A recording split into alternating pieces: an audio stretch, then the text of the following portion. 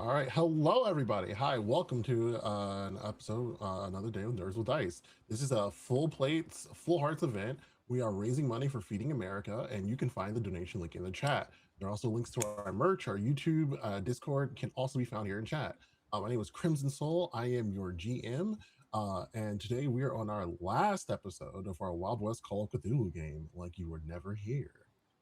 We're going to start off introducing our characters. Let's go with you, Chanelise.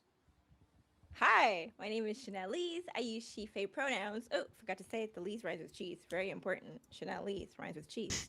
And today I will be playing Sally Hayes, Jeez. who, who uses she, her pronouns. All right, and let's move on to Adi. Who are you playing today? Hello, people of the internet. I am Adi MK. I will be playing Kalki Iyengar, she, her. Um, hi. Hi. Hi. All right, and finally, Oz. Take us home.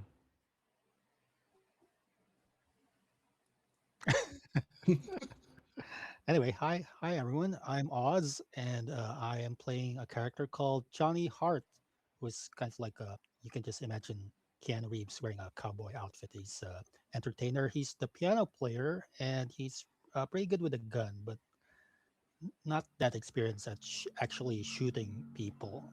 Uh, All right. Okay. So back to Crimson. All right. So where we last left off. Actually, I guess we'll just do a little quick recap of what happened last week. So last week we found out that the bustling area in town where we had met at the start of this game that everyone pops in, formerly known as Jesse's, had suddenly changed names. Alistair's, the same name as the rich man who was boasting about his fight with a lion in the middle of the Sahara, um, with a singular claw mark across his forearm. Nonetheless, um, that he had apparently taken over it or that he had owned it the whole time. In fact, no one knew what we were talking about when we mentioned Jesse's. Kalki had even started to forget herself that had been named Jesse's previously, and I was thinking, yes, it's always been Alistair's. After a few interactions with after a few interactions with a monster or a creature of some kind that we couldn't see, couldn't remember, but could definitely induce fear within us, we were able to make our way downtown. We were able to make our way to the make sure I remember correctly. We were able to make our way over to one of the safe houses where Sammy was hiding. Sammy was in a rush gathering things together. It turned out that his dad had. Sorry, that's actually out of order. We went to. Sorry, my bad. We went to to Alistair's. On the way over to Alistair's, Kalki had a run-in with a creature that she couldn't remember. All that she could remember at the end of having run into it, all that where she came back was holding her gun, which was smoking out the end of the barrel. Sally made her way over to Alistair's and saw an upset Sammy outside who was being pulled back by his friends to stop him from doing something in public. And as he was being pulled back, we ran into Johnny Hart, who was previously the piano player at Alistair's, who was also one of the few people who could remember that it had been Jesse's this whole time. After a brief conversation, they went back to find Kalki, and they had a few more run-ins with this monster who they can't quite see. Uh, they decided to check behind Alistair's to see if they could get more information about what was going on, and they ran into the half-eaten corpse of Jesse, the former owner of the establishment. After slipping and covering and Oz covering himself in blood, they made their way back to the Pinkertons, and they gave out what relevant information they could, clean themselves up, and met again the next day. They found out that Sammy hadn't come into work. They met with Sammy, found out that Sammy's dad was previously Jesse. However, he had information that he tried to tell them, and they literally could not hold it within their head. The more they tried to hear it, the more it just sounded like silence. We eventually followed after him in his violent attempt to try to murder Alistair, and he succeeded. But right as he succeeded and he was being pulled away in handcuffs, a creature that we can finally see now descended from the sky with it was a singular green eye. It was a long, scaled, worm-like body with sharp, rotted wings flying through the air. It shot tendrils into Jessie, looking like it was about to do something. And as it did, Kalki pulled out her rifle and put a shot right into it. It let out a scream as it flew away. However, Jesse was bleeding out at that moment from his injury, and it looked as if Kalki was the one who had shot him. At that moment, someone climbed up the ladder for to get onto the roof they were on. Is like, cool, yes, you could see it. We have to leave now, and that is where we pick up. So hang on 1 second. I think that's where we pick up. Let me make sure I'm not. I've written descriptions for people. I'd like to make sure that I can continue to use them correctly. So it's Sally and Kalki who are on the roof. You just shot at the creature that was trying to kill Sammy, that did kill Sammy. You look down at the pandemonium on the ground. There are a couple of police officers that look to be trying to shake him to hold their hands on top of the wound. There's a lot of blood. There's screaming, and everyone's trying to figure out what's going on. As a couple people looking up your way.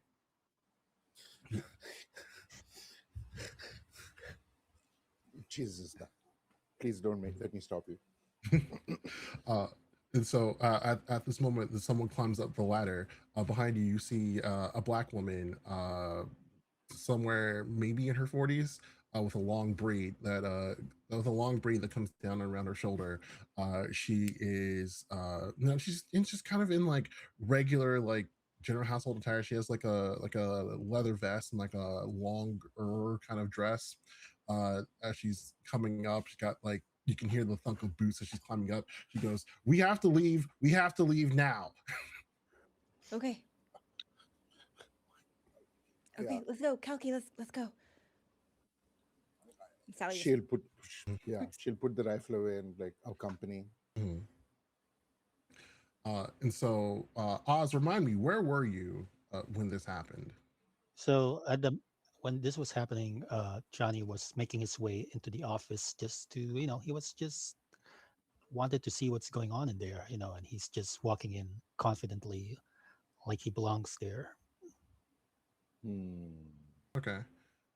While Like that, the office is where the body of the Alistair is. Right. That's why he's going there. yeah, I want to say that Alistair started to make his way out. He was at the threshold of the new wall, of the new hole in the wall, courtesy of our friend Sammy, where he was shot and he lay dead, laying forward after having gotten shot on his stomach, hand outstretched, and a streak of blood extending from his hand out, like just kind of forward. Um, what was your reaction when you saw the creature and then you saw Sammy fall? Me, Mm, um, uh, well, I was definitely startled and I'm confused. I'm looking back at that, wondering what the hell is going on. And uh, for for once in his life, Johnny doesn't have an immediate reaction. He's a little frozen. mhm. So I'm going to, I would say that so the woman hits the ground off the ladder, and the two of you, Sally and Kalki, are behind her as she lands. Goes, "This way. We have to go. We have to go right now." From here, I guess because all the doors are open, I'm gonna say there's a door, and like the combination of all the open doors and the change of the floor plan means that from one of the open doors we can see you directly through as we're running out through the alleyway. Mm. Johnny. So it's like, you too. It's like, you were with them. You saw the creature, right? Um, well, wait, this guy's talking to me? Is it Yeah, you yeah, talking to me or she's the talking to you. character? Okay. This is a whole ass moment. We're gathering everyone, we're getting out of here. Well, you know what? I'm just gonna run. Cool. And so then this person runs, they are running deeper into the alleyways. The idea here is to like snake through like a network of alleys until eventually we get to somewhere to where it's almost impossible to check to see where we were. So she's just like, stay close, follow me. And so at that, I want all of you to roll whoa.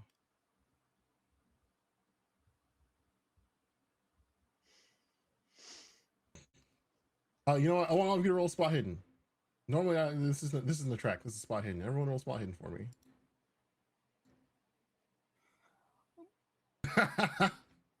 Okay, Oh wait, boy. wait. This is the Excellent. last. This is the last session. I am going to. What is that? That's five, eight Yeah, it's very luck high. points. I'm going to use 8 of my luck points Mhm. to make that succeed. All right. It's lucky that you made. Let's see. That's 3 failures across the You want to board, use luck? and that is Sorry, what? I am using up my luck to. Yeah. Yeah. Sorry. Yeah. So that's 3 failures across the board with Sally and Johnny both being dangerously close to a fumble. Uh, so with that luck, I'm gonna say that Kalki, you take the front as you are keeping closest tabs on her as she's just kind of snaking in and out and like through buildings, being the beacon for everyone so that no one gets lost. Yeah. I would have Sally's hand in mine so that like yeah. Mhm. And so, like, luckily, everyone's able to keep up. She's not slowing down. She passes through a couple of different. Like she passes through like a couple of like you run straight through a couple of people's houses, like not even like around or anything. Just like the fastest way is through. So just like boom down the stairs, out through the like the front door the other way. Keep going, burst through a couple of like turns. She doesn't look like she's stopping for any longer than maybe like 2 seconds to like check a direction or anything like that. And eventually you see she leads you to a building that it kind of looks like a garage a little bit. There's like a big like wide open doorway, like entryway that doesn't have any doors, but it's pitch black all the way through, and she just runs I don't think directly they through had it. cars in the Wild West. No, they don't. That's just the so that you can get the idea of what it is. Like I guess more specifically, if you want to think of it like a barn door of some kind, but there's no doors Yeah. there. It's just a big like barn like opening for where the doors would be inside of this building. But it looks kind of like it heads down. It's completely pitch black all the way through. She runs through and immediately just disappears. Where'd she go? She went down. She went down there. I. Should we follow? That was the intention, was it not? Yeah. Hello? No sound comes from it. I would gulp audibly, like because I'm still afflicted by my paranoia, but I would go down, follow. Okay. As you pass Yeah, might through, as well check it out. Can I light a match as I go down there? um, well, you can Hmm. light a match if you want to. I was gonna say as you go through, the world feels gray for a moment. Like all the color is pulled out of everything around you. I'd say it kind of feels like a barrier, like a membrane, maybe like something like 3 feet. As you make your way through, the color gets pulled through. It feels almost like it's trying to push you back, but you know that this is where you're supposed to go. You know what? Just for fun, give me a power roll. Okay. Perfect. Yeah, man.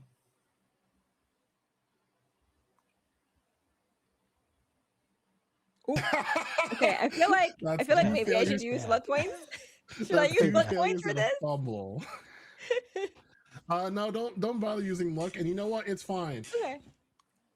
All What right. we're doing right now is just getting all the bad luck out, right? Like, these are all the bad rolls. Just shake them off of Unbelievable. us right now. Mm-hmm. You know, this is when you know that you need to change the size of your roll 20 window so that way you We have like a are different like dice definitely box. gonna be Yes. successful.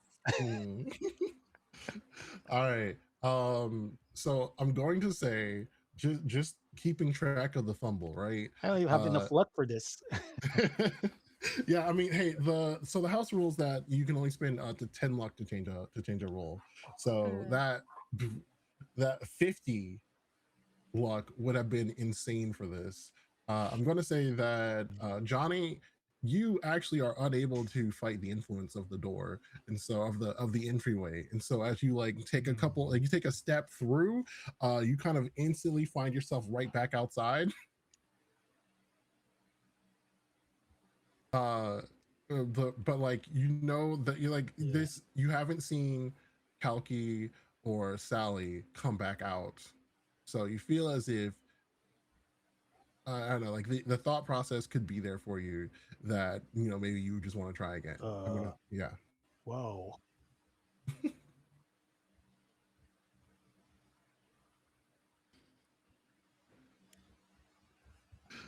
And so I'm gonna say with I'm that, you all as you continue to take the steps in, your reality feels a little bit inverted. It feels maybe like a bit nauseating for you to try to Mm. fight against this. You feel supernaturally inclined as if you should turn back the way you came.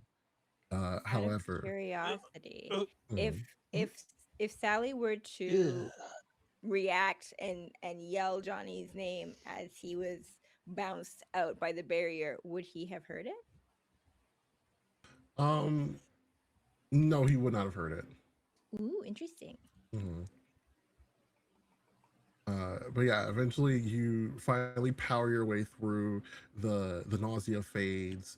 The light comes back to where you comes back into your vision. The color and everything comes back, and you are standing in what looks to be like a little bit of like it looks like a cave kind of.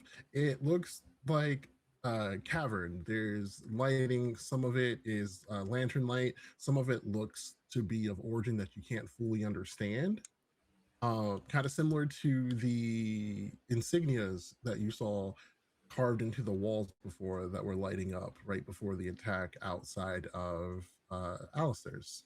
Mm. You see furniture and different supplies here and there. There's remnants of what looks to have maybe have been like minecart tracks at some point, some old like dilapidated equipment here and there. But it's a bunch of different like tunnel ways that look like about hallways that seem to go into a central location. Mhm. No, and no sign of the lady that led us here. As you gotta take maybe like 10 seconds or whatever to get your bearings, she eventually goes, yes, yes, come on, right, this way, this way, this way. It's like I forgot about the whole nausea thing. Wait, who are you? What is happening? She looks over at you and says, just to make sure I'm not wasting my time, you all saw the creature, right? Like you Yeah. saw the end eater. The what? The what? The bug. We saw the bug. Okay, but did you hear the word I just said?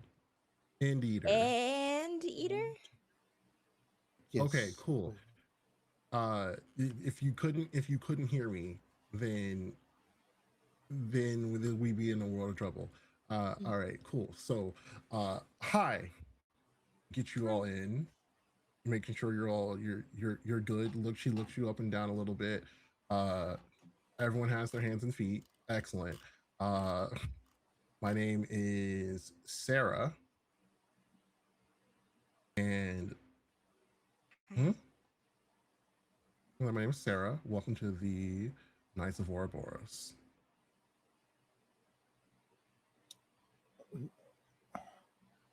That is, you speak as if we should know these things, but I am.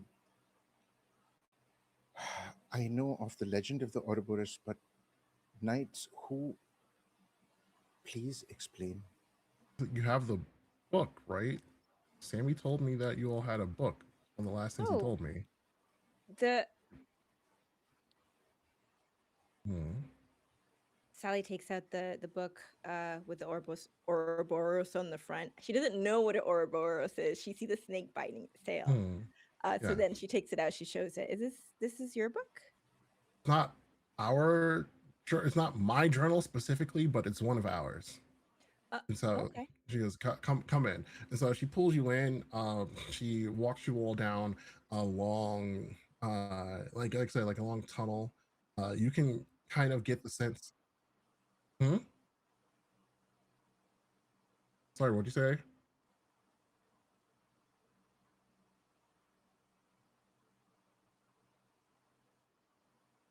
Okay. Uh,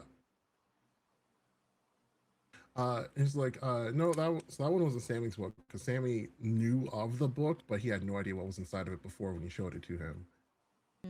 Mm. So she says very specifically that. So as she's walking you down, like I said, you get the feeling this used to be like this is basically like an abandoned mine that's being repurposed for other means. It's like a hideout. You might see a couple of people moving back and forth here and there as they're carrying equipment left and right, having hushed conversations. A couple people looking at you as things move on. Uh, he goes, "All right, so uh, quick recap. What have you all found out so far?"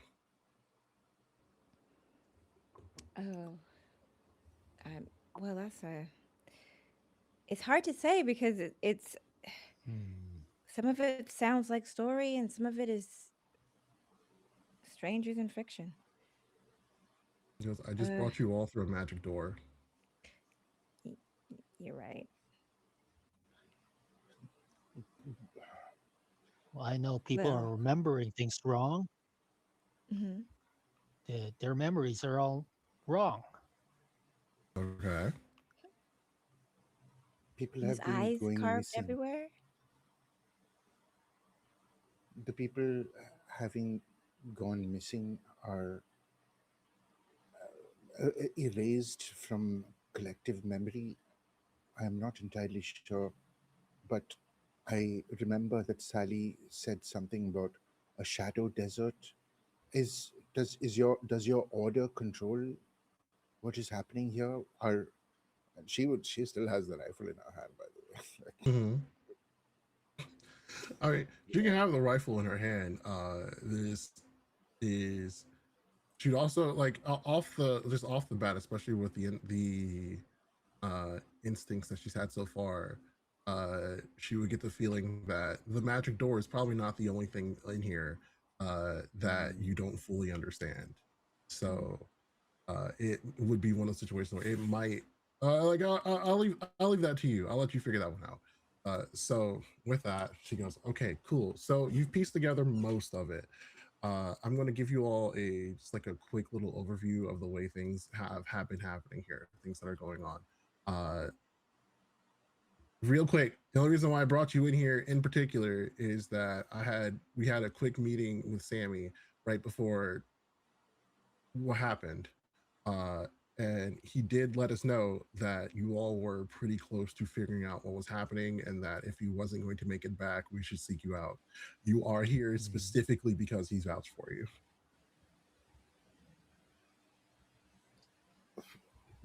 What about Sammy? Is he all right? I that the end eater that swooped down on him. I managed to shoot it, but he is he was still injured. He was still bleeding out. Is he has vouched for us, but we have no clue as to who you are and what your order is about. She goes, the moment one of those end eaters gets you, it's basically already over for you. She takes you to one of the corners inside of this side of the cavern you're in. There's a table with a couple of seats, and you just go ahead and sit down. Let me explain this for you as best as I can. She So, would. mm, so the way this works is you all taking your seats. The way this works is that we are, like I said, the Knights of Ouroboros. There are creatures beyond understanding, beyond reasoning, that have been here on this planet for longer than human beings. Uh, we have records of uh, dating back to ancient fights between uh, creatures that things that we can't even begin to wrap our heads around, and the people standing their grounds all the way on the continent of Africa, back in the back in the time before time, as long as we have written language. And some time ago, they formed an order. The order changed and it grew over time. They took on the symbol of the Ouroboros, and the order dies, and then it comes back, and then it dies, and then it comes back. We lose the fight for a generation, but we inspire more people to take up after us. This happened for a while until a group of pirates were fighting a creature on the seas from Ethiopia. They made their way over here uh, some time ago, and it's been a generational fight that we've been keeping track of ever since.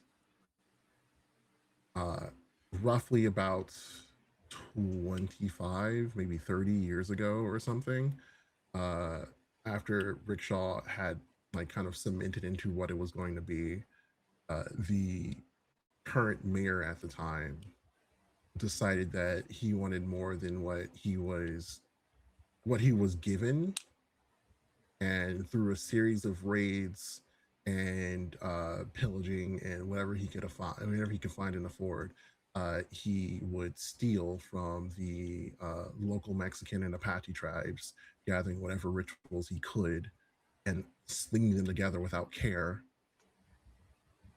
And that leads us to where we are. He's created these creatures, these end eaters.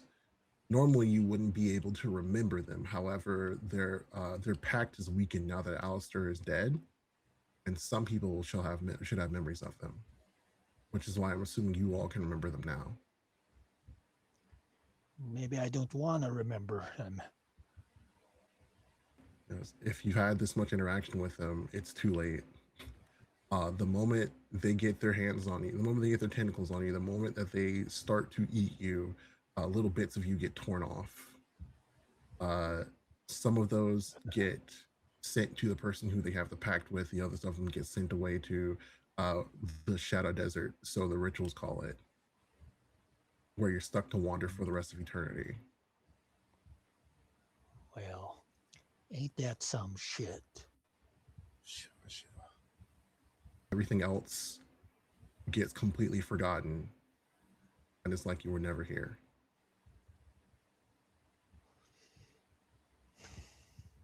Well, that puts us in a bit of a pickle, does it not? Does indeed. To think I thought my biggest problem was I was out of a job. My day just got a whole lot worse.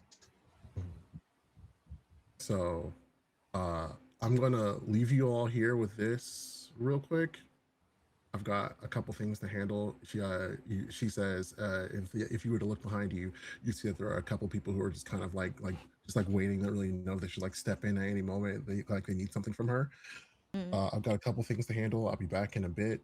Feel free to work this out amongst yourselves and to find out what you want to do next.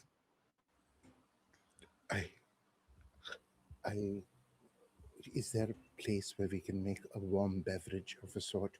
I think I need to calm myself down, perhaps. I am not sure. Some tea would be good, or your coffee. Because all we really have out in the way here is water, but I can get someone to bring you all a glass. Thank you. That would be appreciated. Yes. Okay. And so with that, she walks off and she starts talking to people, setting things up. Whew.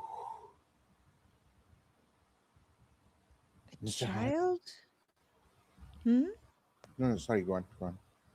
Oh, I was just one of my students was telling this awful story about a shadow desert and a man in red and a green moon, or I'm not sure if I'm remembering it correctly, but I thought he was just telling tall tales to scare the other students.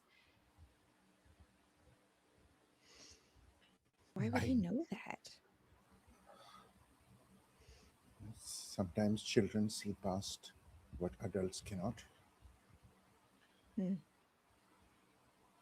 Hmm. Sally, you will remember that he didn't know it specifically, that he had a babysitter who was telling him stories, and he was recounting the stories his babysitter was telling him so that he would stay inside. Yeah. Okay. Do we Hmm. know the identity of the babysitter and who they would be related to, or? Mm. And just in that, the Mm. what I at that one particular time, he did say, "No, no, no, that's who they told me. That's what they told me. The people who my parents leave me with when they go off and they have to work." Right. Mm. Hmm.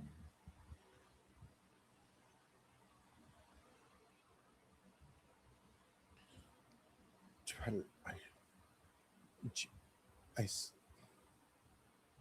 I'm not sure.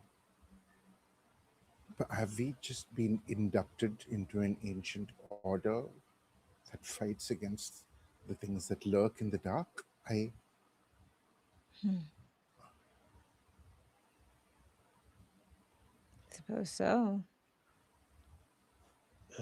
I didn't sign up for this. Hmm. I don't think any of us did, Mr. Hart. I don't think any of us did.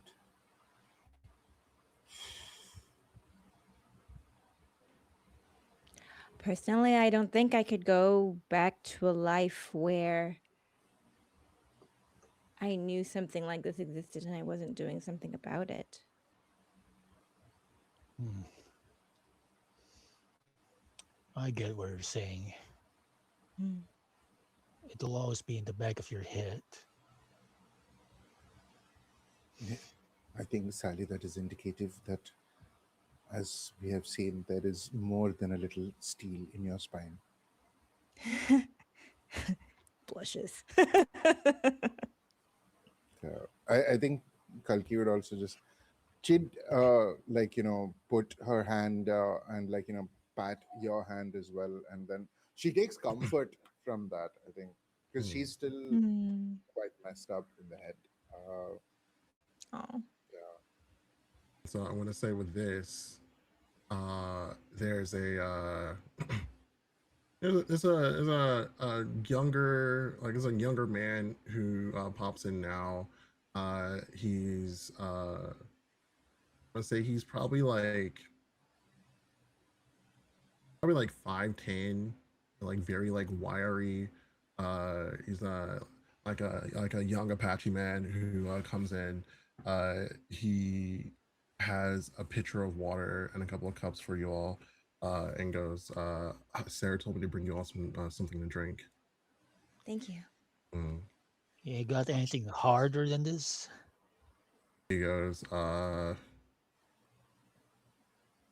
know you got "That's," something on you.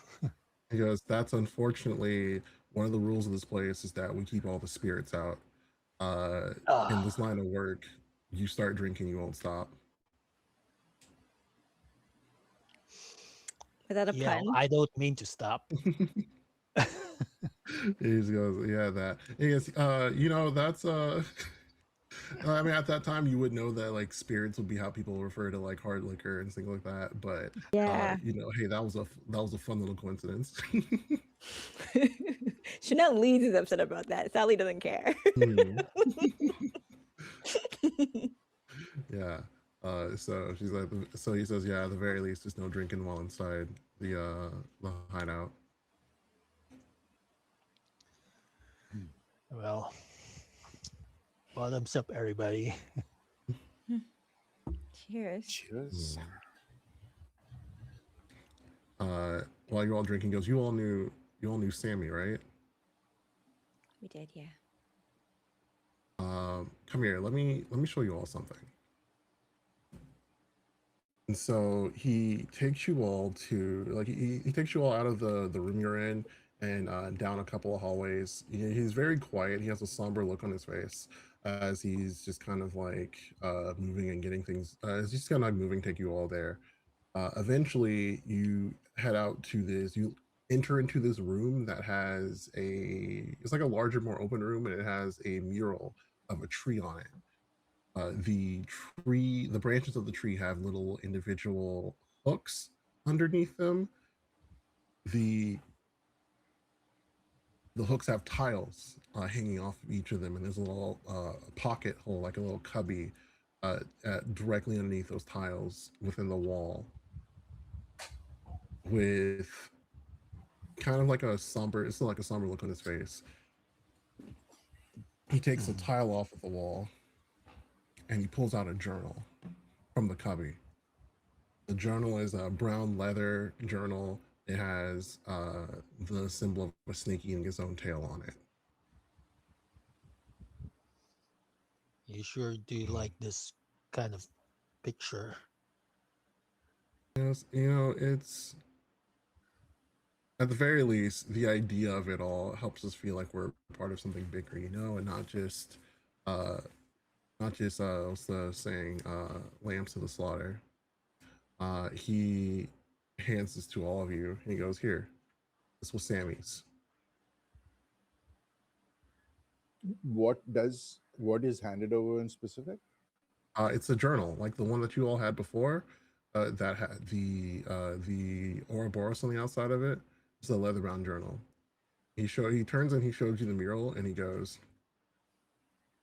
"It's incredibly hard to remember people who have been eaten by the anteaters. So we developed this system. At the end of every day, you take your tile off of the wall, and at the start of the next day, you put your tile back on the wall.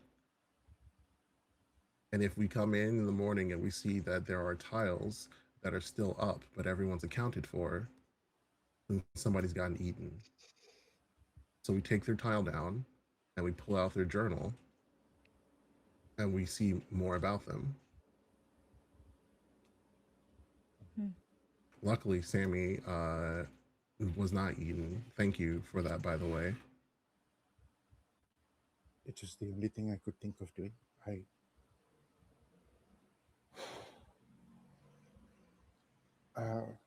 He says, "I don't know what happens to us when we die. Everyone here is from different backgrounds. Everyone here has a different belief, but I can guarantee that he's at least happy that he isn't in the Shadow Desert." Uh, and so then so he hands you all the journal and then he walks off. uh,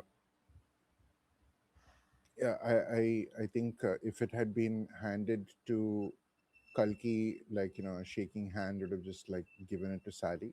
Um, Hmm. you I think. you seem you seem to have had the best luck with these kind of things. Oh, Sally kind of has to. She's reaching into her bag to get the piece of paper that Sammy had given to her as she takes the book, um, and so she kind of now has a choice between which one she's going to open. But I think what she does is she kind of slides the paper on top of the journal and opens the paper that Sammy had given her to look at the next morning if things felt weird. What does she see? Okay. The paper from before uh, said specifically to seek out Sarah. Mm. It is a list of instructions that leads to the bakery that Sarah works at, along with a secret phrase, which then was immediately followed by, and then say, um, sorry, then say, "The Knights of Ouroboros welcome you." Interesting.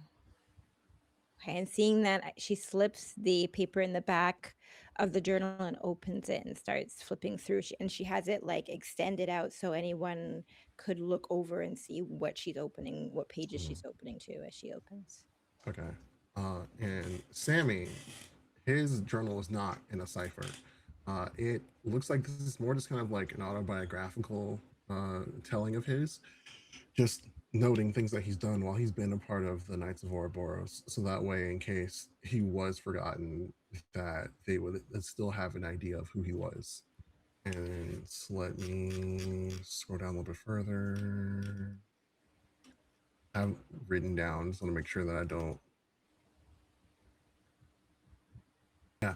So I mean, and as you look through the more recent pages, you see like over the last like 2 years or so, he had a falling out with his dad that led him to try to find work in other places, which is when he started working at Auntie Maya's.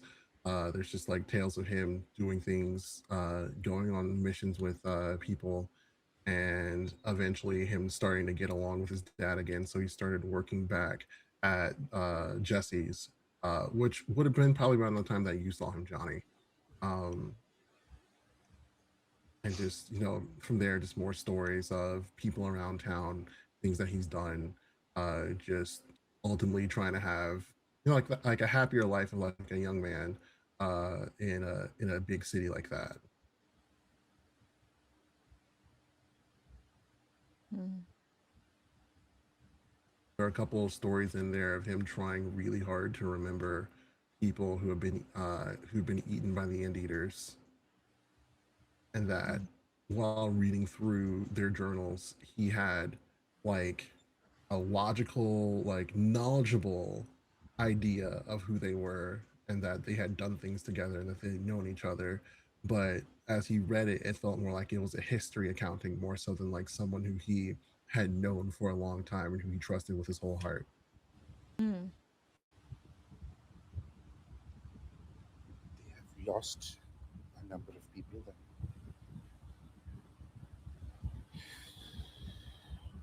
Mm-hmm. Getting to the end of the journal, Sally closes it, slides the paper out, tucks it back in her bag just in case.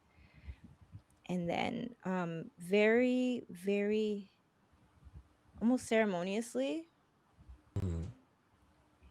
places the journal back in the little cubby, um, and then slides the tile back over it.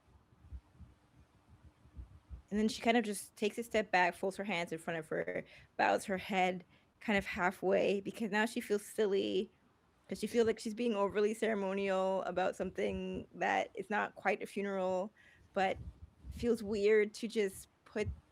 It's also weird knowing that she could have forgotten about him and now she wants to make a whole big deal about remembering him. Um, and then I guess not knowing what to do with her hands now, she takes that the original Ouroboros journal. If she still has it, I don't know. Did she give it to Sarah, or she still has it? You Correct. still have it. Okay, I think she puts the paper back in there for safekeeping, and just starts kind of thumbing through it again. Okay. Roll libraries for me. Ooh, success. Okay. I'm going to say that you might get a little bit like involved in this as you have made the last little bit of progress you need to pull through this cipher. And Ooh. so the last bits of information are now becoming available to you. I'm going to say that you are in the possession of a journal by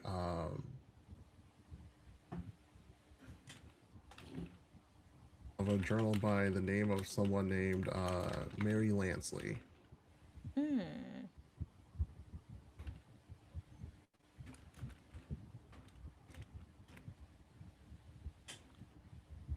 One second.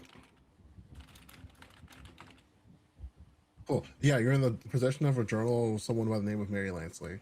As you are looking, this journal seems to be a lot more about the specifics of what was happening inside with the what's happening inside this cabal of people and the methods and the rituals they're using to summon these end eaters. It looks like she might have been a person on the inside trying to gather as much information as she possibly could. Hmm. Does this name sound familiar? Um, how long have you been in town? Good question.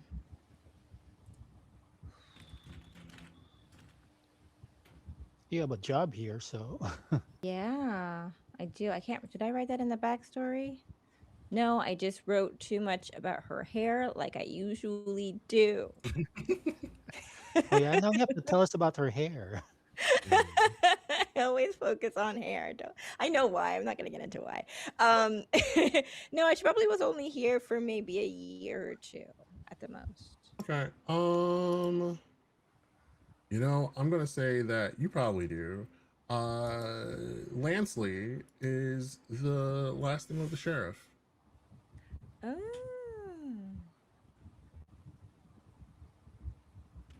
Hmm. so a relative, a spouse, the sheriff. Do I know the relationship she has to the sheriff? No, I mean the sheriff is single. Interesting. No, she is the sheriff. Is what I got that right. Hmm? No, that's Is not she? black. No, there's like you would have seen the sheriff because he would have been there when he arrested Sammy. Right. So sheriff is there. Ah, Uh, but yeah, as far as you know, the sheriff is a man, Hmm. roughly about probably in his 50s or something. Yeah.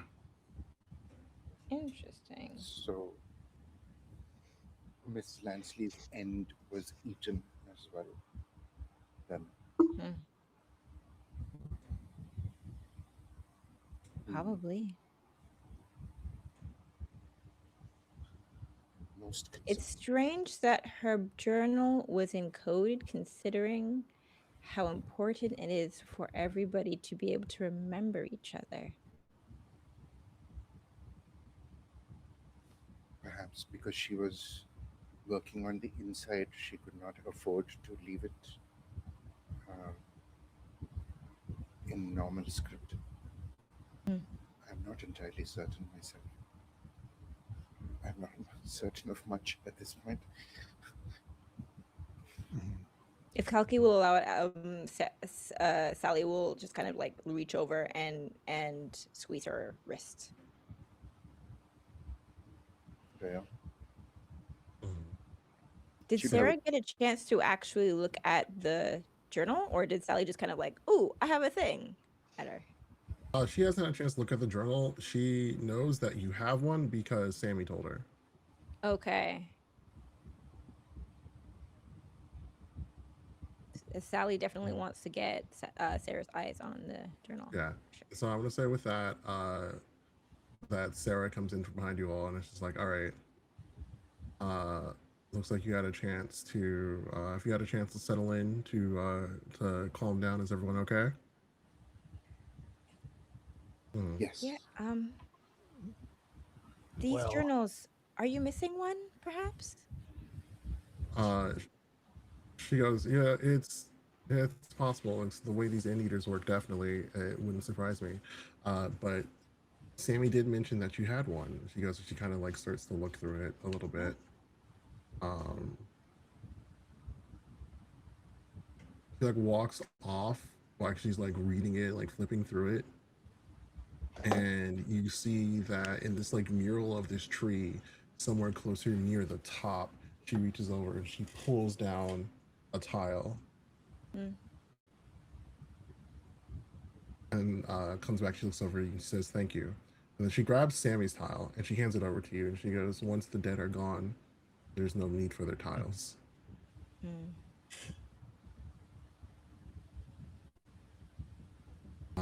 So with that, with us, she says, we have something coming up pretty soon. We're planning on trying to make a final stand against these people once and for all. I'm in. I hmm? I'm in. All I don't want right. to just sit around here. There's a little more that I have to prepare, but I'm gonna leave you with a moment to meet everyone and get all the information together that you all need. You've all met Taza, she says as she points you to the young man who brought you in here before, and he's gonna sit with you all and get you all ready to go as I read through this and make sure we have everything we need before we get started. Look, I don't need information. Just show me what to shoot, and I'll Mm. shoot it. Yeah, there'll be plenty of time for shooting later, but right now we need to make sure that we don't know how many of these end eaters are around, and we need to make sure that we are where we need to be before things start hitting the fan. Well, Alistair's we're death. talking about preparation. We better pile up a bit more ammo, don't you Mm. think? We should have everything we need here. Uh, However, there's a couple of loose ends we do need to make sure we finish up. Like I said, the death of Alistair kind of accelerated everything. So we need to make sure that we move as we're ready to go. So she walks off one more time, and Taza shows up, and she's like, "Cool, great. So I need to get you all settled in real quick. We're gonna go talk to our armor real quick. Let me take you all over to the supply depot." Uh, he leads you all through a couple different hallways, and you see there's a room. It kind of looks like it was carved into the wall. Uh, there's like an interior area here. There's a couple of like smaller munitions, bullets, there's a little bit of dynamite. This some of this would have been like things that was left behind from when this used to be like an active mine, and then others of it is just like weapons and such that people would have as a part of being getting up to illegal activity in the Wild West. uh, there is a like an oldish, not really, probably somewhere in like his like mid 40s, uh, Mexican man who is there, standing in front of the counter. He's wearing denim pants. He's got suspenders and a blue shirt. He's got long black hair, and he's got like a typical like 10-gallon hat on as he's sitting around the inside. Uh, Sees you all coming up, and talks to Tazo. So these are the new ones, huh? Like, yeah, fresh in from the outside. He kind of like laughs a little bit. He's like, "So how was the door?" Ugh. Nice hat. Disconcerting. Mm. Disconcerting is right. And he goes, "You know what? It is a nice hat." um, so they tell you anything about what's going on here coming up pretty soon? Well, don't make no sense to me, but yeah, they told us stuff. All right. We are preparing for a last stand. So we're You know, thinking. that sounds rather ominous now that I think about it. Mhm. It's this moment right here which is going to fully determine whether or not we can make it out. We got one last chance here, holding out, hoping that everything can happen the way we need it to happen before they either find a way to fully separate themselves off from the rest of the U.S. and then we are on our own, or they find a way to expand and then no one's safe anywhere. Right, you are, man. Mhm. Always didn't cotton on to the what the preacher is telling us about fire and brimstone, but turns out Armageddon's coming after all. End of the world is always a lot closer than you might think. This right here, this is one of the events that you've been around to see. You couldn't begin to imagine all the other ones that have happened here that have just been slightly outside of your view. We got we've got stories here. I tell you, we got stories. You've seen the journals, right? You've seen the journals on the wall. Knights of the Yeah, Ouroboros we have have. been. You have one? I do. She said so. You handed off the Oh other wait, no, I one don't have it. to Mary, Yeah. but yeah, wait, no, and you put Sammy's back, right? Yeah. So Do I he still goes, "Yep." have the Hmm? Mary's one? I have Mary's No, one, no, you gave Mary's to right? Sarah. Yeah. Yeah. So and then you put Sammy's back in the wall. So he goes, yeah. So those journals there, they've been something that we've been keeping track of ever since the Knights of Ouroboros made their way over here to the U.S. So one of the things, she says, did she tell you the whole thing about the spiders? Mm? No? What? There are spiders? So when the Ethiopian pirates made their way over here to the United States, one of the things that what they were fighting on the way over on these boats was the queen of the spiders. She was a half woman, half spider, probably about 20 feet tall. She had tons of her brood that were just spilling out forth from everywhere. It was a 20-day battle between the Knights of the Ouroboros and the Queen of the Spiders before they were finally able to set fire to the last of her brood and put her down for good. But we almost didn't have a continental United States for us to be here. Are you hearing yourself, man? That story sounds totally absurd. Now, that story sounds absurd, but you heard about the Shadow Desert and thought everything was okay. No, I thought it was a child's tale. They normally sound like child's tales. Oh. In the Hindu faith, uh, the current period of the world is known as the Kali Yuga. It is the final and most degenerate time that is marked by spiritual decline and conflict and vice. I did not put much words to it, but it is perhaps entertaining that it is in our faith. We wait for the goddess Kalki to be the avatar of change. And now I am not entirely sure of where my faith lies. See, that's the interesting thing about faith. We got people here from all sorts, primarily because a lot of the problems that we're running into right now come from an outsider's perspective of what faith means, of what cultures mean. They want to take our cultures and combine them and mix match them so they can get the perfect breed of whatever they want to handle things. And that's where we end up now with the creatures like the end eaters. But our spirituality is the basis behind every single one of that's not the correct way to say it. A lot of our faiths are how we've understood the things that we can't understand. So things that you might have heard from your faith, things that we've heard from my faith, uh, Taza's ancestry here with his the different Apache rituals and customs they have. A lot of those happen because we live in symbiosis with different creatures out here that have been here for longer than human beings have even been a twinkle in their ancestors' eyes. Hmm. Well, I'm a Freemason, independent thinker. I don't believe in those things. But now that I've seen what I've seen, starting to wonder if maybe there's a little something to it after all.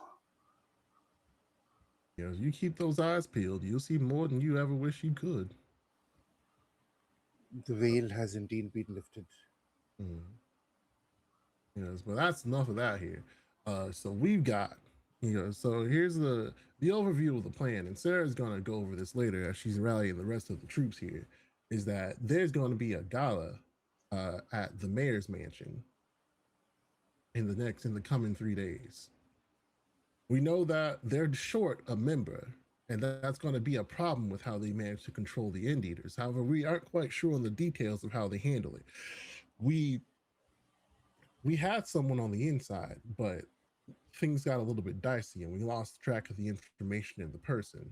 So now we're deciding that maybe it might be best for us to try to storm in to gather and take out as many of them as we can before we try to find a way to break the ritual.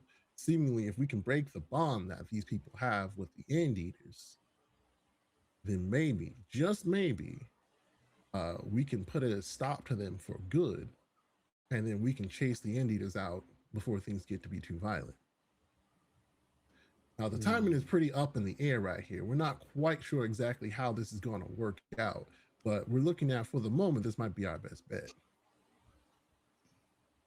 Miss Sarah did say that whatever strength of ritual that is currently in place was lessened by the elimination of Alistair Smith. Maybe that might be a fade if we get rid of the other holders of whatever contract has been established. Mhm. We I don't, you are the more veteran knights of Ouroboros in this regard, so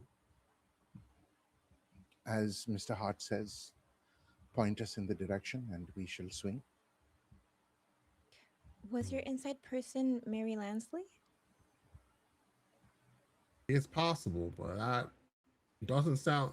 That's the thing we get used to here. That doesn't sound like a name I'm familiar with, but it Mm. might have been. Well, if needs be, I believe I found her journal. We can refer to it in the making of our plans. If you found the journal, do you still have it on you, or no? What you gave it to? You gave it I to gave it to Sarah. Sarah. Yeah, Hmm. Sarah. Oh, I'm sorry. I've never introduced myself. My name is Jose Alvarez. Pleasure to meet you. Meet you, I'm Johnny. It was nice to meet Sally you, Mr. Hayes. Johnny. Nice to meet you, Miss Sally. Kalki Iyengar, a pleasure, Mr. Alvarez. And nice to meet you as well, Miss Kalki. So we're gonna get you all set up and ready to go here. I see you are already armed, Miss Kalki.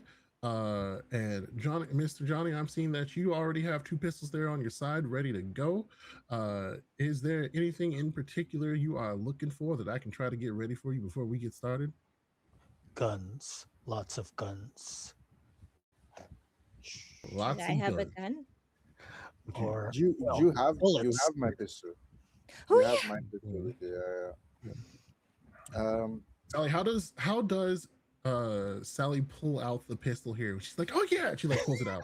Like, It's how upside gun down. safe do you think Whoa, it whoa, is? Got it. don't point over Got it here. by the business. No, she's holding it by the business end. Like the Oh, butt of the gun is Hey, out. yeah, turn it around. Turn it around. yeah. He goes, But don't hang point on, at he reaches me. out real quick, he grabs it. He goes, maybe you shouldn't hold on to one of these right here. I could Uh, find something that. Have you ever used a knife before? to cook dinner. All right, so when How you're about you give her a frying pan? so when you're cooking dinner and you cut with a knife and a slice, right? But have you ever like Mhm. stabbed forward before? Oh, I dissected small animals in school. I'm a school teacher. We do that Hmm. sometimes. Have you ever seen the blood of a living creature drain out in front of them as the life leaves their eyes? Just earlier this morning, actually, yes. Yeah, all right. It wasn't her. Mhm.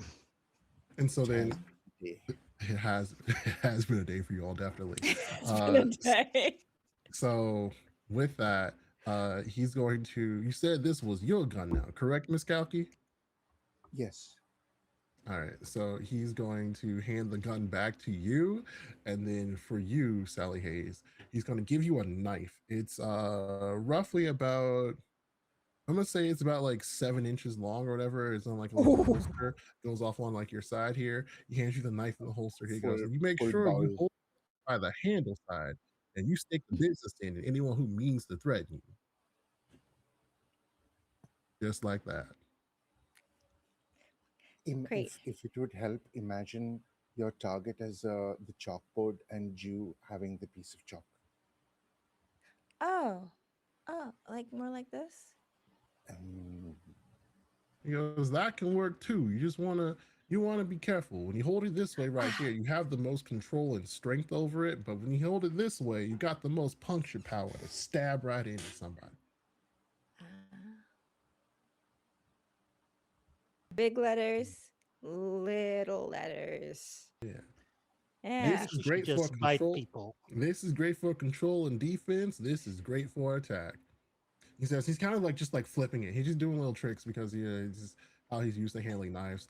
But he's holding his own knife, so then he just like then like slides it right back into his like not even looking, just slides it right back into the holster on his side.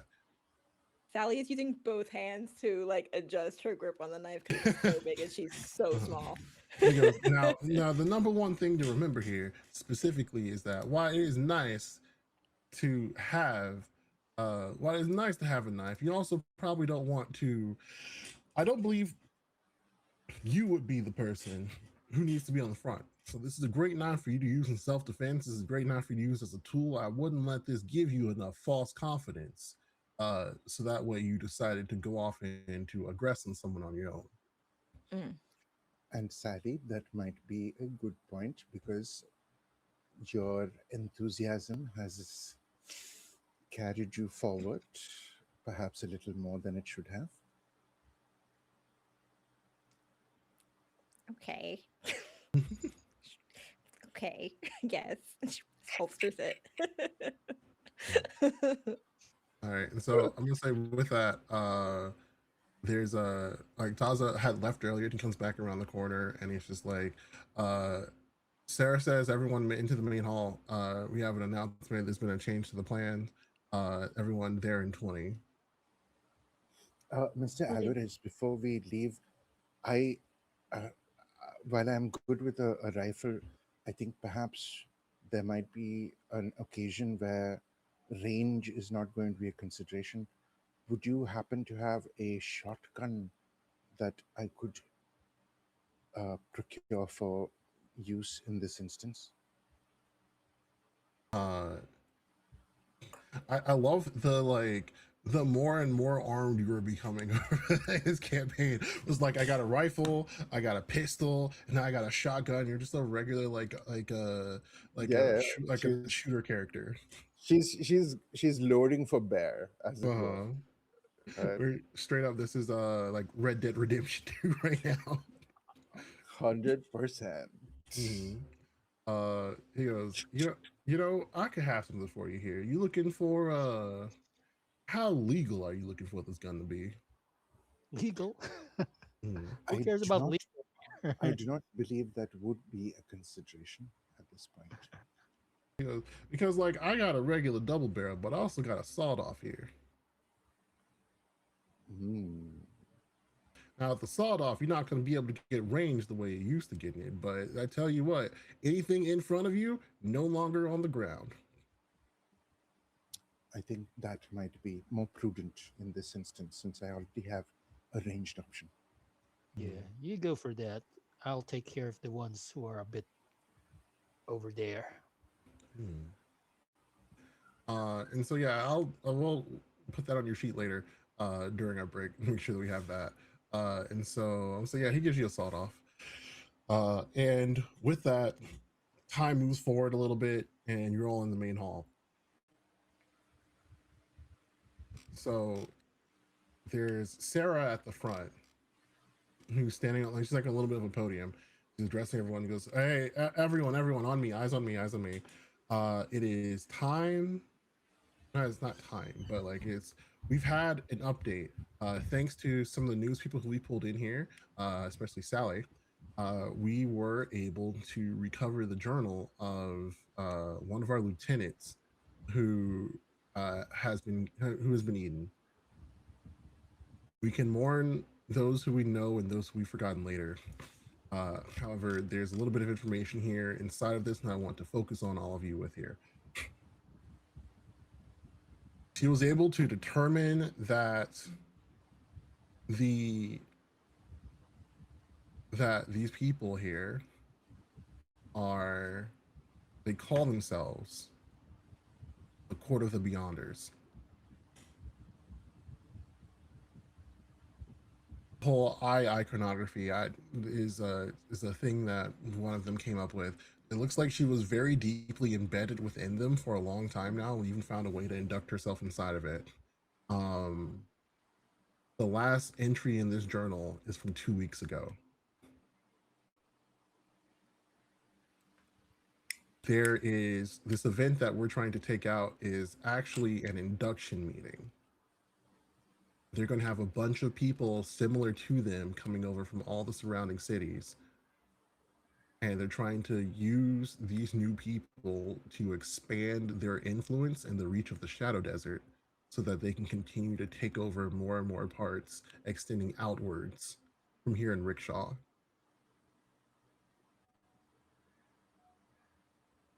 That said, one more thing in this book here is that the full way that they control all these creatures is through a tome that they have locked away that they'll need for this induction ritual tonight. If we destroy the tome, we destroy their connection to the end eaters. No more end eaters, no more power for them. Everything goes back to normal. We still have the option for our original plan A of going in and storming it and taking out everyone and everything at once. But I think that if we can do a very small maneuver, try to get in, destroy the book, and get out, I would love to finish this with as many of you standing here above ground, not at a funeral I have to attend as possible. So, do I have any volunteers?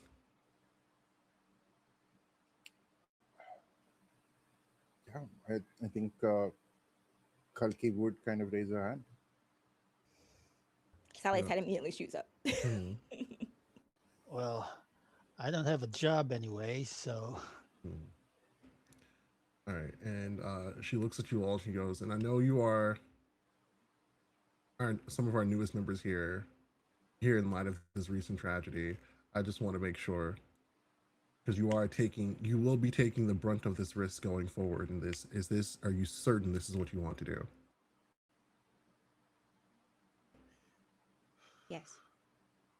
All right. I'm going to say that you also see Taz's hand shoot up as he's he's deciding that it looks like he's deciding on what he wants to do, and I say that, you know what, yeah, and you say that Jose says, I don't know if I can make it in there, but I might be able to provide some sort of material support to you all before this happens. So I'll make sure that they get in there, and then the rest of this is going to be on them. So Sarah looks back at sounds the good rest to of you. me. He goes, all right, well, I'm glad. If that's the case, everyone gear up. We're going to prepare for the worst, but we'll leave it to these newcomers here and see if we can make it in without having to shed blood. Yeah. Frankly, I just want to get out of this place. You can't even get a drink here. All right. And so with this, we're going to Ocean's 11 this heist. We're going to start in the middle of it. We're not going to start in the middle of it, but we're going to start right at the heist. So we're going to go ahead and skip forward these 3 days here. It is the day of the event. It is an hour and a half prior. And actually, you know what? It's the day of the event. It's an hour and a half prior. I want you all to think about what your characters are going to be doing at this time period here. I'm going to give you a little time to figure that out because we're going to go on a break. Everyone, thanks for hanging out with us so far. I hope you have had a great time and that you stick around for the rest of this as we see how this turns out, whether our characters will be sent to the Shadow Desert forever, or if we can find a way out of this. All right, take care.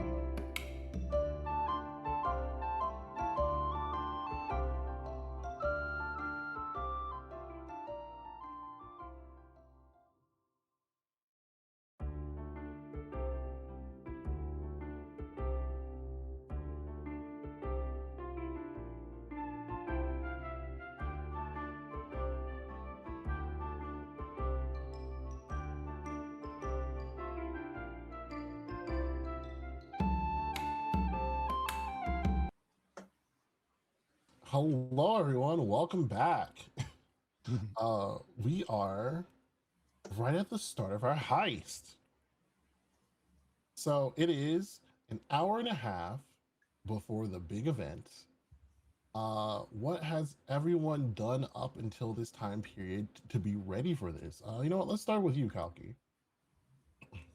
I think Kalki would have skulked around, found an innocuous worker at the establishment, at the mayor's residence, and plied him with a little liquor, been all charming, and asked a lot of innocuous questions that have Mhm. completely harmless. Okay. So you just been like investigating, kind of like getting the what were you looking for as you're asking these questions? Oh, as an author, I am always very interested in the books that people carry. Where, Oh. where does where does the mayor keep most of his books? In case I want to ask him if I can borrow some. Uh this guy you're talking to, he's like, oh man, this is he does have a library on the ground floor. It's there are when you make your way in, there's a bunch of sitting rooms like immediately to the right, and as you pass by the sitting rooms, he has this big library that is like also kind of an office for him. He Mm-hmm. likes to work surrounded by a lot of them, so that's really, yeah, it's like half an office, half of a library. Mm-hmm. And have you noticed him? Are there any books that he's particularly fond of? As a reader, I have my particular favorites, but what is the mayor like? uh he's just like, he's like just trying to drunk and swooping. I've never really been much for one for reading, so I wouldn't be able to say one way or another. I know that he's constantly carrying books around with him, but I couldn't tell you heads nor tails of which one they were. Hmm. And just like Okay. head just like bonk on the table now. You've successfully drunk him onto the table. Yeah. I think there would just be a men and putting off on the hat and walking off. Hmm. But yes. All right. Uh, and so, did you have a larger plan of like what your do you have a larger idea of what your plan of attack was going to be? Um, I think. Hmm, well, I have acquired some information. Let's see what everybody else is like. What everyone else is thinking because I have thoughts, but I would like to concur and Okay. with everybody. Okay. Uh, Sally, what have you gotten up to these last 2.5 days? I think Sally takes a renewed interest in cracking down on Tommy's nonsense. And she arranges for a parent teacher conference of a sorts, um, trying to track down where exactly he heard this tall tale of Hmm. men in red and green moons. Hopefully, it doesn't go a little too heavy handed in making sure everybody understands that she thinks none of it is true. Hmm. And her aim is to see if she could, at the very least, start to um, plot like a path of information that, well, I don't know if she knows exactly because she's not really a spy or like she's not really like espionage heist kind of minded person, but the closest thing that she can think of is if I know that the story has gotten to me by accident, I can kind of trace along it to see if I can find an in to people who are supposed to know it on purpose. Okay. Um. So if that's the case, then I would like for you to What was your interpersonal skill? What? What's your interpersonal skill? Charm, persuade, fast talk, intimidate. Where would I? You would have Let me chosen look. one of them to put points into. Whichever one has the highest between charm, persuade, fast I talk, think or intimidate. charm. Charm. All Charm for right. sure. Yeah. Go ahead and roll charm for me. Okay. Fail. Ha! Oh, I can Okay, use so luck this for is a that. failure. However, yeah, there's only 3 different points of difference, so you can use 3 luck points. You want to make this a success. Yeah, I do it. All right, be sure to edit and remove your 3 luck. Oh, sorry. What Um, did I do? I pressed a button. Something happened. no, you're Sorry. fine. So you click the edit in the edit mode, and then you subtract 3 points off of your luck. From the top number, not the bottom number, right? Yeah, from the top. From luck, Luck, not sanity. Oh, sanity. Yeah. not sanity. Yeah. Thank you. There we Mhm. go. All right. We got Cool. there. Wait. Oh, never mind. Yeah. So, I'm gonna say,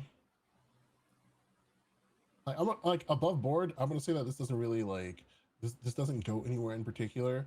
Mm. You hear that, like you're able to talk to them or whatever. They are very concerned that Tommy has been fighting other kids in his school. Uh, this is not how we raised you, young man. I'm not afraid of anything. Ugh, Tommy. Does he punch somebody again? No, because Why? he's around all adults right now, but he Oh. does just like kick something, like he kicks some like furniture or whatever. He's like, I'm not afraid of anything. Um, and like, we'll have a talk with him. Yeah, I don't know. Sorry for all the chair creaking. You're like, yeah, I don't know. We had a babysitter, and she would just tell him stories or whatever, things to keep him calm, quiet. But I mean, like some of that's just urban legend, like it's just the talk of the men in the red robes has been going around here for longer than I can even remember. Um, Mm. just like wives' tales and like things that people tell each other to like stay interested in the middle of the night. So I don't know, maybe he just heard gossip from somebody somewhere. And that babysitter, it wouldn't happen to be, and then here, and I'm not gonna waste time trying to generate a fake name. She like pulls a name of like a youth in the city that she knows of because she doesn't want us to be suspicious and directly ask who is the babysitter. She just makes a Mhm. guess and sees if they confirm or provide a different name. Just goes,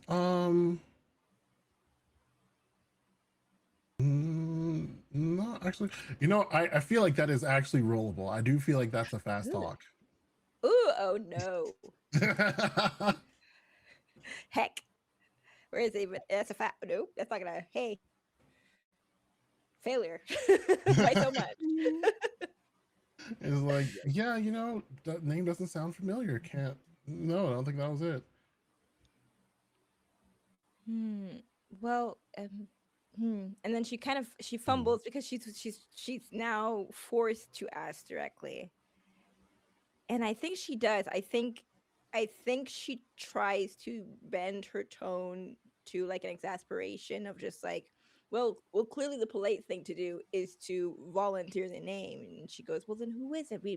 You really, whoever it is needs to be given a talking to be filling Tommy's head with this nonsense. Whoever did such a thing. Mhm. Um, they again, because like this is kind of just like an area that doesn't really go anywhere for this right here. Okay. Yeah. They're gonna be like, yeah, I don't know, it might have been like the wife was the husband. It might have been like one of your like nieces or something. I don't know. Like you can be sure. We'll make sure that whoever got that information into Tommy's head Mm, is they know not to share stories with such impressionable youth, so that mm. something like this doesn't happen again. And we are very truly sorry for all the trouble that young Tommy has caused. We've already talked to the principal of the school about making a sizable donation for the troubles that everyone's been through. Well, it'll be up to Mm. Tommy to make sure that this behavior doesn't continue, isn't it, Tommy? He goes, I won't. He's pouting. He's thinking really hard. I won't. I won't punch them anymore. What will you do instead? I'll use my words. Very good, Tommy. But if they use their words and they call me a baby, I You won't punch get them. an adult. I won't punch them. You won't I punch won't them, punch them. I won't Tommy. punch them. And that's just kind of where he sits with that. So, was there anything else that you decided to do before this, in preparation for this event? No, I think other than like she's surrounded by stationery things like that. Her first thought would be in drawing a map. So if she can talk to the other members of the Knights of the Ouroboros and get an idea from just like what Mary Lansley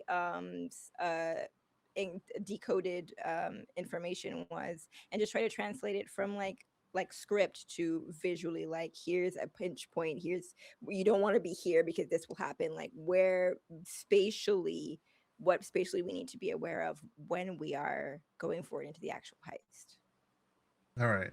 And so for everyone here, kind of like keeping track of this heist, we are doing this heist in the style of like an Oceans event. So I'm getting everyone's like thought processes on what they've done up until now, and then we're very much just gonna be in the heist as things start just happening. We will be referring backwards in time to things that we've already done in order to help us moving forward with the rest of the story. And so finally, Johnny Hart, what have you done for these last couple of days? Uh, I I just want to get into the event as a piano player, and I'm like trying to get a job in there. Mhm. Okay, I'd say that's actually pretty fairly easy for you. You already had a job as a piano player before at Jesse's, now Alistair's. So like you had a resume ahead of you, and yeah, especially with the new connections you have now through the Knights of Ouroboros. Yeah, that's easy. That's easy. So you officially have an in. You've got a suit and tie and everything, and you're ready to perform. I'm ready. All right. Was there anything else you want to make sure you hit on this before we took off? Mm, I think that's all I've got for now. Okay. So actually, you know what? Instead of it being an hour and a half, I'm gonna move in the style of Oceans. I'm gonna go ahead and just like move into it. So like it's now nighttime, sun's down, the moon's rising in the sky, the stars all around us. There's the raucous sound of laughter and debauchery as a bunch of rich people from all over are here celebrating the wealth and continued success of Rickshaw. Players, where are you and what are you doing? Party's already started. Well, what is going on? What can we see? Is the mayor here? Yeah, the mayor's here. The mayor's been walking around schmoozing, talking to people. It's his house. It's his party. I'll say the mayor's mansion is on the edge of town. It is a brick and stone building with marble accents. It is large, like very large, and 2 stories tall with a basement that we're all aware of. There's lots of marble and like granite, different kinds of like castings and floors on the inside. It's very like opulent and like nice looking. It's very much kind of like a jewel that sticks out with how decadent it is in the middle of everything else inside of Rickshaw, which is already a very nice city in the middle of the Wild West. What kind of security does the party have? I'm going to say that the party has there's a couple of just like hired security or whatever. There's no one here who looks like they're like ex special forces or anything like that. But you know, there's it's probably about I'd say this entire event has maybe about 20 people who over the course of the whole house who are working security. You have a couple people out at the front gate. You have a couple people at the front door who are checking different like checking everyone's invitations and things like that. Make sure no one coming in who's armed. And you also have people like walking outside the perimeter and 1 or 2 people on the inside looking up or down. The majority of the people are going to be either like are going to be on the outside somewhere. Hmm. I'm gonna say perhaps like the party started. I was playing the piano. At some point, I get a break. I go to the kitchen and slip past whatever they're doing there, find the back door, and let people in. Let in our heroes, and bringing in the guns and everything that we couldn't bring in through the front door. Okay. Um, Sally, what was your plan? How are you in here? Did you leaving it up to your imagination? Hmm. Sally is milling about in the back of the mansion near the door that Johnny will be opening. She is dressed in instead of her normal like school marm dress with her hair tied up, her hair is hidden underneath kind of like a paperboy cap, and she's wearing some like kind of like a old workaday pants with the bottom cuffs rolled up because they're just way too big for her.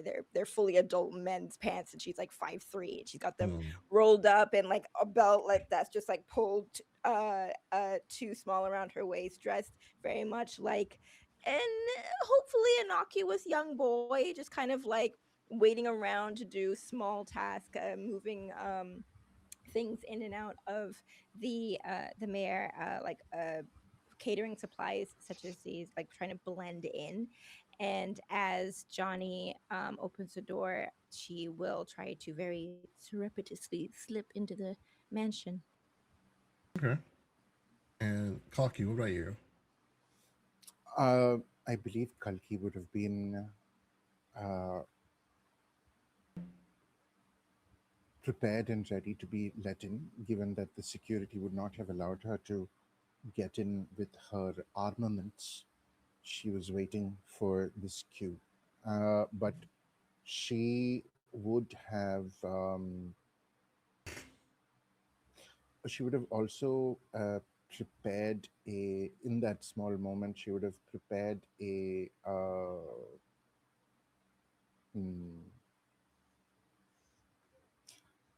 she would have prepared a small little distraction, because in the time that she had after this, she has procured a few sticks of dynamite from Mr. Alvarez, and there is a small bundle that has a very long fuse, which would be about 15 minutes. Hmm. And just before uh, she goes in, and this would have been tucked like somewhat close to the mayor's mansion, but not like immediately so. But the fuse does lead to it, and there's like about 15 minutes, so that there's a distraction. And yeah, she would light that and then give a nod to Sally and walk in. Okay, we are on a 15-minute timer. I love that. um, I'm gonna say that. So with that, Taza comes in. He's in. He's in a. How do I say this? He's in black slacks and a white button-up shirt with a black vest. He looks like he's wait staff. He's like, all right, everyone, remember the plan. We get this done. No one knows what happens. Remember that. I'm gonna say this happened before you lit the fuse, so that way we're not talking as the explosion's about to happen. Um, uh, he says, "All right, cool. So the thing is that all this has to happen before the mayor gives a speech. When the mayor gives a speech, that's when they're all going to start to make their way out of the party and downstairs, and then the inductee ritual is going to begin. However, Kalki, what were you wearing when you came in? Do you look like you're here for the gala, or do you like you're like someone who's like staff? What do you look like? I look like I'm here for the gala. Cool. And so he goes, and so we were able to recover this. And he pulls out one of the black eye pins. He goes, you can decide if you want to use this or not, getting your way in here, but this is one of the inductee pins. If you show this while you're talking to anyone here who's a member of the core of the Beyonders, they'll be a lot more willing to talk to you because they'll think that you're here Most with somebody. most definitely. Thank you, Mm. Mr. Taza. All right. Well, and so he hands you that, and then he starts to pick up a tray and like disappear into the crowd. Jose Alvarez shows up and goes, "All right, now I got you all here. Now, everything else at this point is on you. Remember, we are trying to handle this as like decisively as we can right here. So we don't need to go on an all-out offensive against all the people here. As much as I'd love to kill every single one of these rich cockroaches in here and be done with it, I do know that there are other consequences to such actions that could lead to a lot of dead people out here in Rickshaw." Mm. Well, time is already running out, so perhaps we should make Yeah, and so haste. now we're gonna like, and so now you've actually lit it. Like you lit it after he left, and so now we're gone. So that's just something that's in the background now as we're Ooh, thinking and talking about this. yeah. So the party uh is popping as much as any other like as much as any rich person party can. There's a lot of like elbowing and like schmoozing with people as they're talking about where they spent their last holiday, how much money they saved because they don't pay people in actual money. Have you thought about paying people in company script instead of money so that way you can hang on to all the cash? Uh, just all sorts of things that the rich and famous of the time period are really loving. There's someone who's like, maybe we could think about paying people, and then he gets like thrown out the door. uh and yeah, it's a lot of talking here. I'm going to say, what is the current objective here for what we are trying to do now? I think immediately we'll be going to that ground floor library Hmm. so that we can check it out and see, like, if we can find this tome. Okay. Yeah, like this is all, it's, I guess it's kind of more like an open floor plan. You're coming out from the back. So the back of the house has the kitchen, and then I have the little black eye pinned already. okay. So you're coming in from the back. So like you're in the kitchen area. Everyone's kind of like moving, afraid that they're gonna get one of the rich people angry. So we're gonna say they don't really pay attention to you. You might have just been back there looking for like extra food or something, or trying to get away from the crowd. From this position right here to the left is you're in the kitchen. To the left is the office with the library in it, and to the right is the dining room. Kalki's going Yeah. to the office. What's everyone else doing? Sure, if they're going to the library, I'll be hanging by the door, just gonna be keeping an eye on uh, the floor, the main Mm, party, just to see if anyone is gonna be coming in there. And then I'll try to intercept them and try to redirect them somewhere else. okay. Sally. Kalki's going directly to where we believe the book to be, yeah? Hmm. Okay. Then Sally is going to hang out in the kitchen and is going to try to strike up conversation with other staff, trying to kind of inspire complaint, get people to complain about the people that are at the party, either in her own language or in Spanish, whichever is necessary, to Hmm. see if she can glean extra information about people that are already here from the staff. Okay. Let's say since yours is the most like upfront right here, we can work with that real quick. So like Kalki makes her way into the library. Um, you're going to be just like moving around from the kitchen, just like grabbing plates, moving things around, helping people wash things and things like that. She dresses one of the staff in here. Um, roll charm.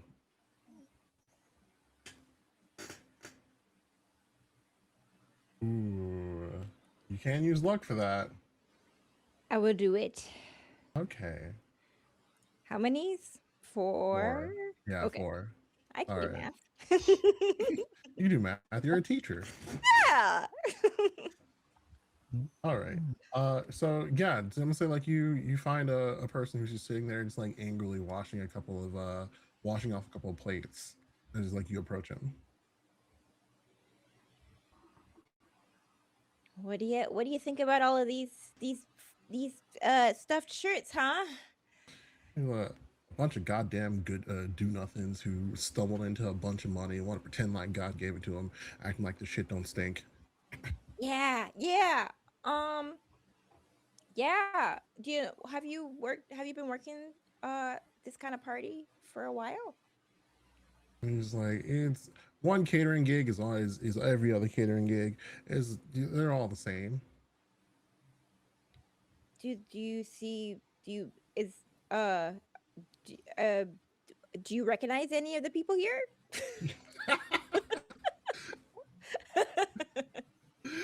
He just kind of like looks up It at is a you real failure. quick. You're just letting me make it a success.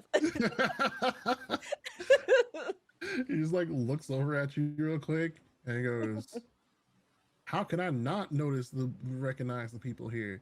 You got like obviously you got the mayor, but like other than the mayor, you got Catherine Page, and you know for a fact that that she has walked around every single area of this town as bejeweled and encrusted as she possibly could, buying up jewelry stores left and right. Like she got to be the only thing that sparkles in this whole town." Huh. That's bad. Wow. She sounds really bad. Tell me more about her. It's just like I love the like. It's not even. It doesn't even feel like there's a direction here. It's like yeah, just I have to consume as much information as possible. Yes, she's trying to find something. Uh, it's just like I mean, you could find her if you shine a light inside this entire place. She'd be the only one who shines right back at you. Uh, I, Huh. I I almost guarantee she's probably got about half her body weight in diamonds on her right now. Huh. Yeah, I bet. Huh. I think she starts to feel that like okay, this is not quite going where she wants it to go. So she Mhm, kind of like lets that conversation conclude as naturally as she can, as awkward as she's being. mhm. Um, let's see. Other than that, I think then Kalki is going to the book directly. I think she just kind of she's aware that there's dynamite set up not where it could blow her up, right? It's a distraction distance away. Okay. Mhm. I don't want to say she just kind of hangs back and waits, but I'm not exactly sure what Mhm. else to say. Okay, well, it looks So like we're gonna just like hang I out. think Mhm. I think she finds a way to slip some uh cleaning supplies in her pocket when no one is noticing. Okay. Yeah, I'm gonna say you do that, and you just kind of like keeps hanging out your way in the kitchen, and we're gonna move over to Kalki real quick. So you are here looking for a book that stands out to you. No idea which one, but like you feel like the vibe will hit you when you find it. Uh, I would like for you to roll spot hidden for me. Oh boy. Okay. Give me a second.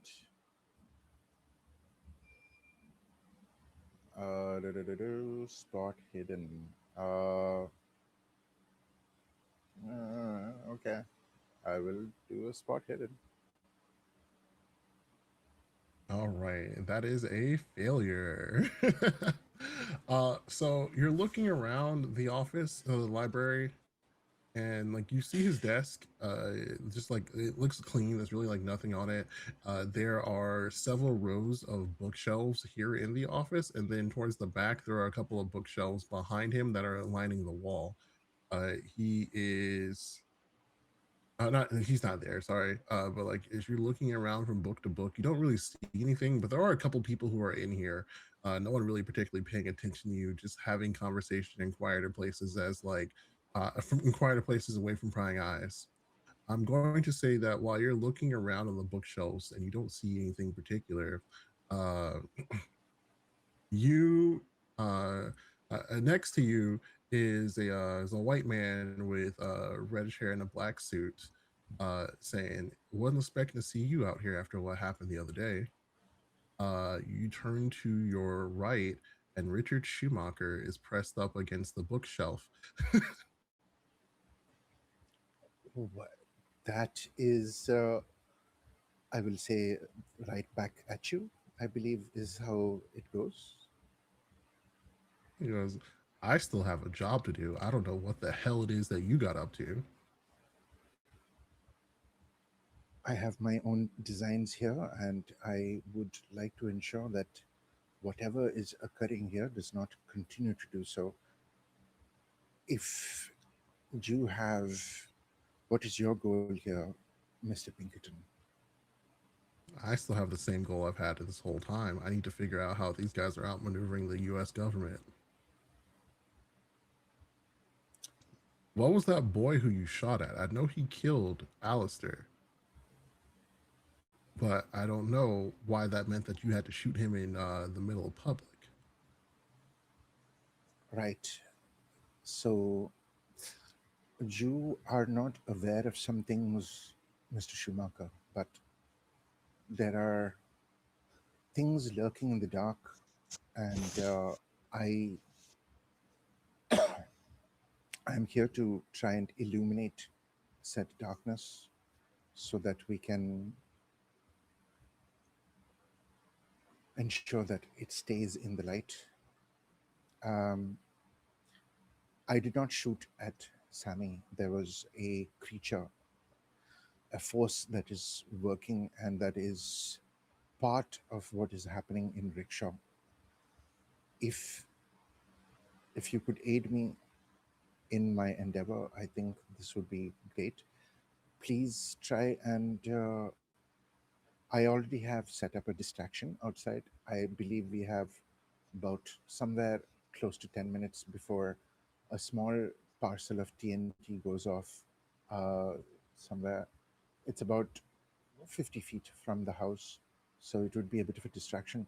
But there is a book that I need to acquire in this library, but I cannot seem to find it. I cannot be a little more overt than I should be because of the people inside. Is there any way that you can get them out? He goes, "Why are you engaging in skullduggery? That's my whole job. I didn't come out here all on my lonesome to be caught into scenarios like this. Oh, Then what is your plan, sir? I don't really know if I have one right now. You said 10 minutes and an explosion goes off, right?" Indeed, we must move fast. I was just like, all right, it's just me out here, no backup, nothing. It's really hard. Um,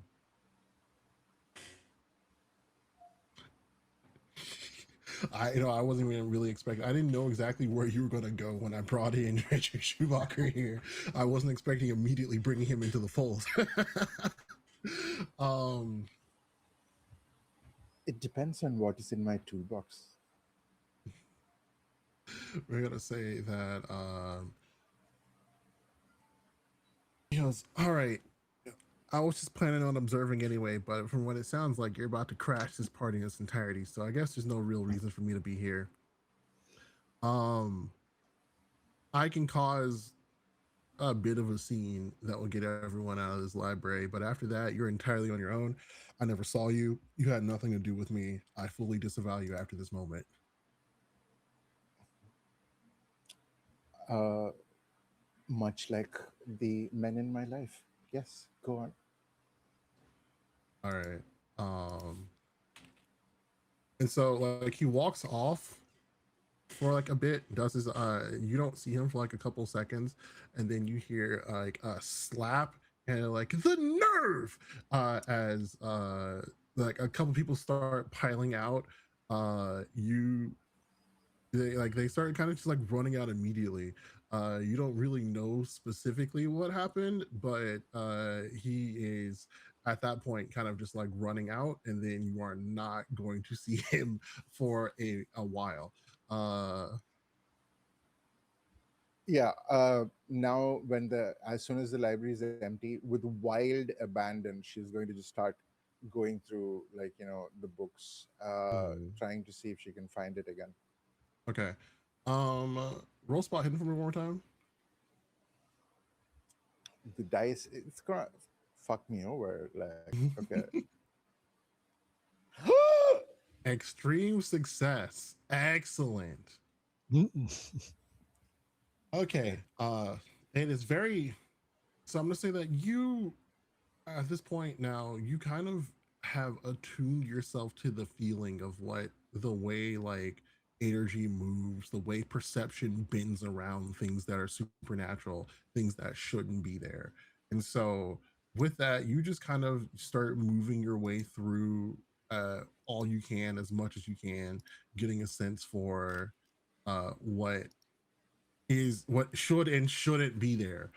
And as you scan the entire library now, I'm going to say that you have about another 4 minutes or so left before the dynamite goes off. You do not see this book in here. Damn it. Um, I think she would then yeah, I think she would go, like, immediately walk out, see that Johnny is nearby, and would kind of like shake her head and start walking towards the where the basement as such would be. Mm-hmm. I'm going to say that as you start to make your way, I'm going to pop over to you after this is over, Johnny. As you start to make your way to the basement, there is I mean, a. it would be a thing of, like, no, no, and let's go. Like, I Mhm. would be calling Johnny with me. Okay. But yeah. So I was like, as you make your way, start trying to make your way over towards the basement, you are stopped by a kind of like burly man. Like he looks like a hardworking, like everyday kind of man. Like rough hands, like shortcut brown hair. He's got his white. He has like sandy brown eyes, a little bit rugged. And he's in like a full on tuxedo, and he has a white eye pin on his tuxedo lapel, and goes, I don't think I've met Uh, you before. I feel like I've hold seen on. everyone around here before. Can I get the pleasure of an introduction? Hi, my name is Matthew Thomas. Oh, just a Ah, moment. I'll be right back. I have to get the door. Mhm. I think in the moment that there was a commotion, Sally would have poked her head out to see what was going on.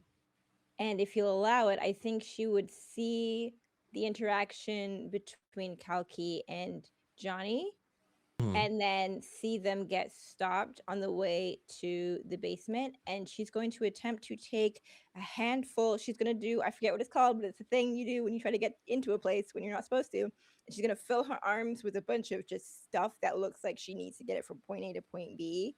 Mhm. And she's going to march purposefully towards the basement. And as she gets past this man, she's just going to say pardon and just eyes locked on her objective as though she's supposed to be going in the basement. Mhm. Um, because this is such a very direct and risky maneuver, I do want you to roll something for that. Ah! would I be able to aid in this endeavor by absorbing Matthew Thomas's attention? Ooh. It's also kind of that the basement is a little bit of a very because that's the center of where the actual events of today are supposed to be happening. That is an area Mm, that's kind of like has a bunch of eyes on it initially. So there might be like a couple of regular staff people who know you aren't supposed to be down there, who have been told what to look out for. So I want mm. you. Let's see. What I want you to roll for here. Persuade? You know what? No, I'm gonna say that what you're trying to go for right here is especially since you got like everything like held up on you if you're trying to make this move. you want to be fast, you want to be nimble, or you want to move before anyone has an idea to see that you've got something going on. I want you to just roll straight dexterity for me. Ooh, okay. Top of the screen. Failure. Failure. I know. 4 points. 4 points. Do I have 4 points of luck left to do? Did I Do use you 6? have 4 points I of luck used more left? than 6. You have I definitely. 28 luck points, so you can use 4 luck points if you want to here. But I think I've used more than 6 in this session. Yeah, I mean, Per roll. this is the Per last roll. session. It doesn't matter. Oh, if you're per out. roll. I didn't know that. Okay, yeah, Yeah. let's do it. I never knew. Yeah. I have no luck now. 24. Hmm. Great. So, like, theoretically, what would happen, right, is that at the end of this adventure, you would get all the luck you started with back. So, like, you want to use luck, like, kind of consistently over the course of an adventure because you want to get it. Like, you're not gonna, like, it's not going to go away permanently. You're not going to get more than what you started with overall. So, using luck is a good thing, unless Okay. I make you want to Roll roll for luck. Yeah, that's what I'm thinking. Yeah, in which case, then you're kind of screwed. Jiminy Cricket. But yeah, no, I'm gonna say, yeah, you make your way through. You just kind of slide through what you have and you start to make your way downstairs, and things will get a lot more difficult for you as it goes on now. But yeah, no, Johnny, so Sally was able to sneak her way down to the basement, but Kalki is in the middle of a conversation shortly before the entrance of the basement with like a big burlier man in a suit with one of the white eye pins on him. Well, is there anyone here? Is anyone watching us? I mean, this is out in the open as a part of the party, so like there are plenty of people around. Can I quietly go to the side of this guy and using my jacket to kind of hide it? I will put the barrel of my revolver right into his side. I'll just stick it into his side and say, uh, I think maybe you better step aside for a minute if you value your health.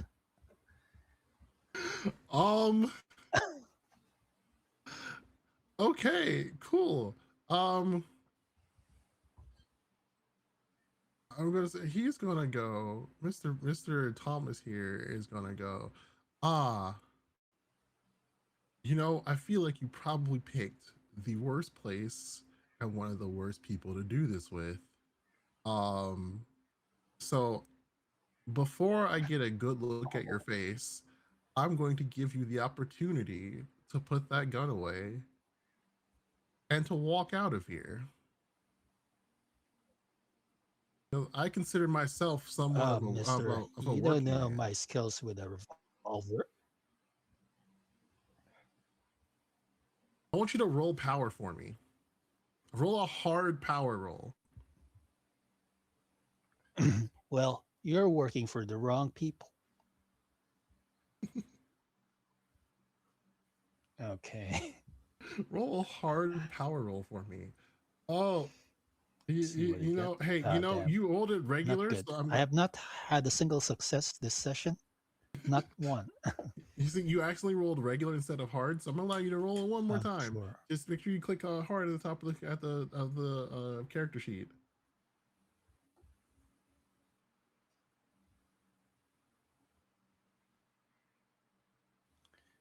Well, if you're sure, Ooh,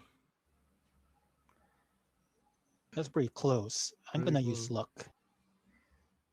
Oh, sorry. I mean 10. I'm trying to use luck. Oh yeah, you're trying to. Okay. 10 luck. Okay. So I'm going to say that this doesn't, because of the success you had after spending your luck on this hard roll, this doesn't happen instantly. However, it is starting. It is starting. It's in the process. It has been delayed. So in saying that, you feel. Remember before when you were walking into the that dark room, you're walking through the dark doorway getting into the base base Right. entrance for the Knights of Ouroboros, that like sick, nauseating feeling, and like you were being turned around and which way to go, you feel another kind of similar, like supernatural, like arcane energy, like hit you. It washes over your entire body and it feels like it marks you somewhere like around on the inside. You, as someone who has now become more aware of these end eaters because of the times that you've interacted with them directly, you kind of just like start to hear around on the outside of your edges and your periphery the skittering of them as they crawl about. He's going to look over at you and he's going to say, I did warn you. And looks over at you, Kalki, and goes, well, I believe we'll have a better chance to be acquainted later. I hope you have a great rest of your party as he walks off. Johnny, you You, have, did anyone hear that? I'm going to say you're the only one who Okay. hears it right now because you've been marked. Uh, are you, I'm going to have you roll. Oh no. Oh no, I just realized what your luck is actually. Uh, um, we'll make something happen here. We'll make something happen. Um, I'm gonna, but I'm gonna give you a roll luck regular, and see what happens right now.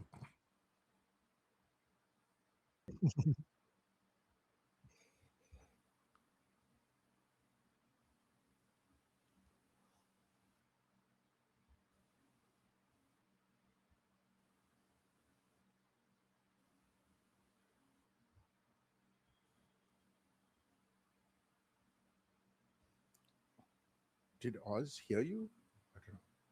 I don't Did you hear me? Did you hear me? If you roll luck regular for me real quick. Sure. Regular. Mm,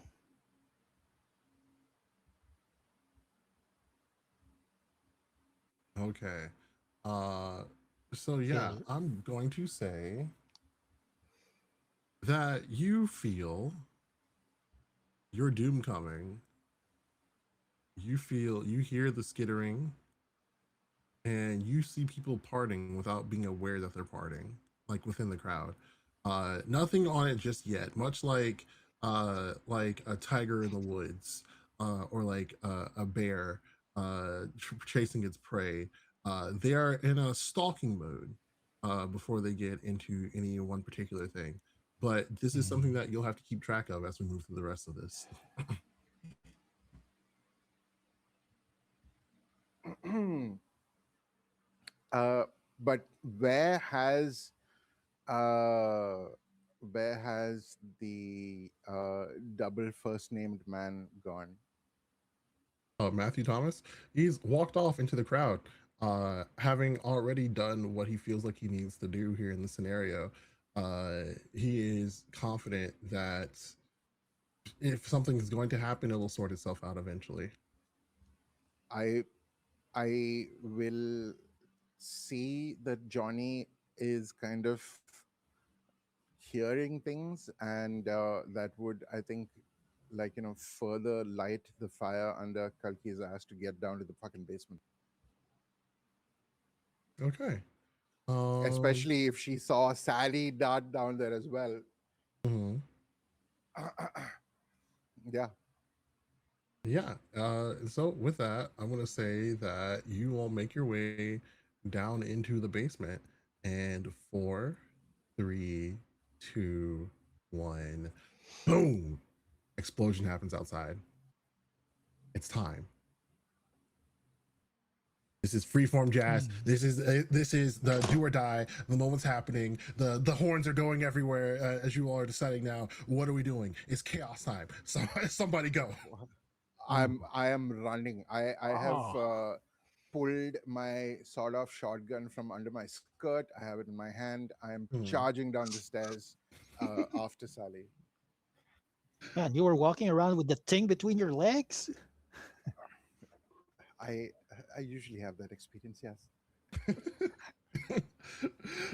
Yeah, and so I would say, Sally, I'm gonna say like you're around a corner, or whatever, so they're able to run into you fairly quickly after all this is happening. So Mm, yeah, chaos is happening now. People are moving. Lots of like people are moving. People are freaking out upstairs. You hear like a very like loud kind of calmly, carefully, everyone. We have people outside who are looking into this. Muffle as you get further down. You're in here. There's a lot of this basement is finished, and a lot of it looks kind of like tunneled in. mm, There's some spaces here with like hardwood flooring, lots of like lamp lighting. There's like a big. After you rounded the corner down the stairs, you made into an area. You see a kind of like a coat rack that has a bunch of the like the red cloaks and things like that for everyone to pull in as the ceremony is about to start, but no one's on, like they're all upstairs right now, so no one's seen it. There's a couple of torches that are around. What are you looking for? What are you doing right now?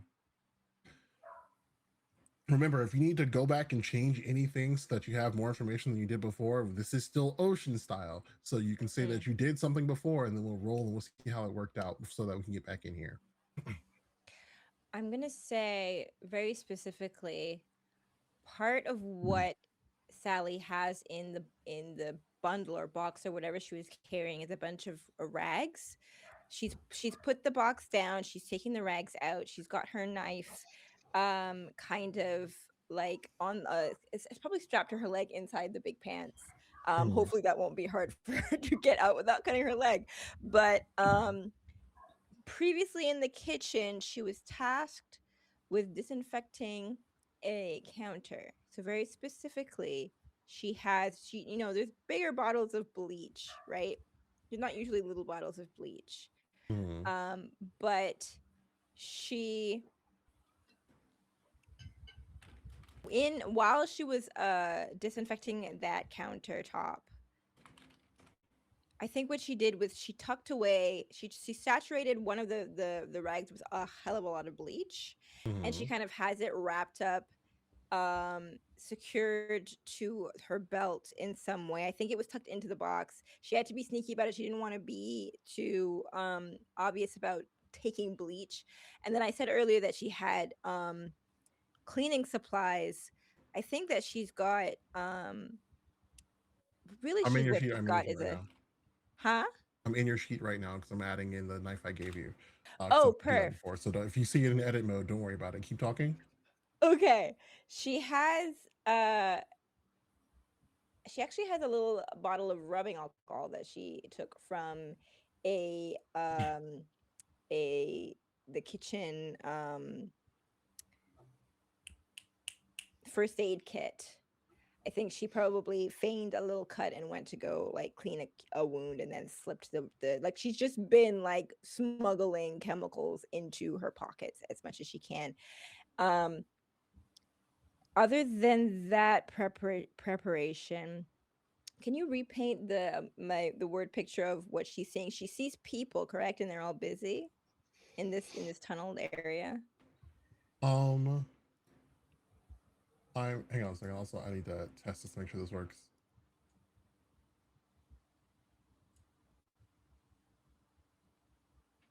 All right, cool.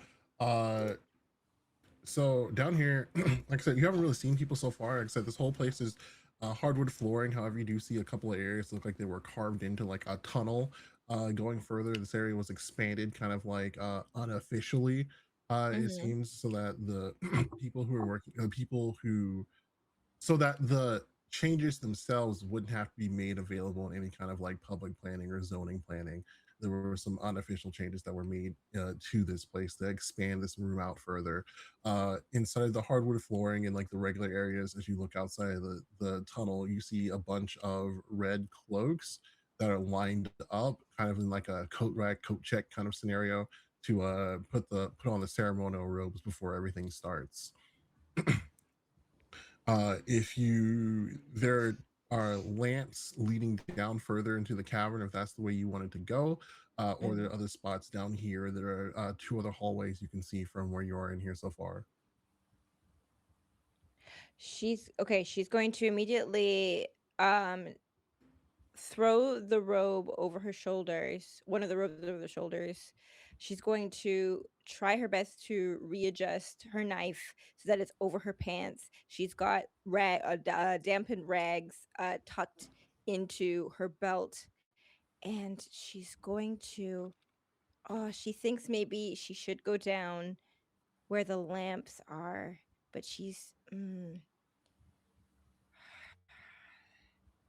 I think she just pauses and she looks at Johnny and at Kalki to see where they are going because she remembers Kalki saying that maybe she shouldn't dart off in directions by herself. Uh, yeah, I think Kalki would have caught up, and at this point, like she is not too much for deception at this point because the distraction has already gone off. She would just pat Sally on the back in quick acknowledgement and run on towards the lanterns. Yeah, All right. Also, a quick note here. I went ahead and gave you the sawed off. thank The you. way damage works is going to be a little bit funky. Uh, so It's attached to Brawl though somehow. Oh shoot, I'll change that. So the way it works, if you hover over it, you have different damage at different ranges. And Hmm. so if you hover your mouse over damage, you'll see that it gives you the actual dice roll on each Hmm. individual section, and then you just have to look based off of how far away they were when you shot them. So like on this roll, when you hover over it, you see that one of the rolls was a 5, the other one was a 2, and then you just had a 3. So you would pick depending on how far out it is. Okay. All right, and I will go ahead and uh, change that up for you real quick.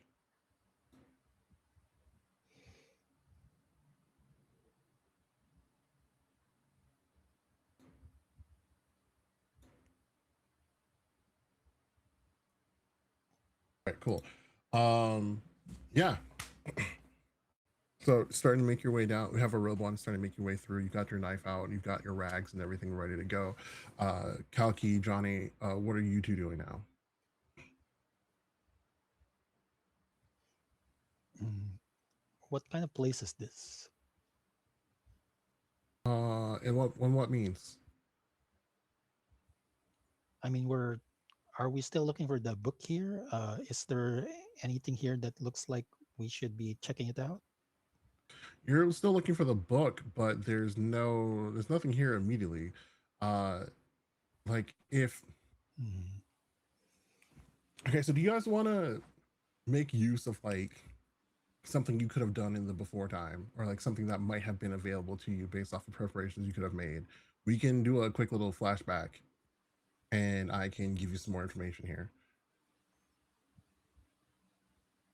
Um, hmm. I um, think I mean so one thing like the door to the basement, right?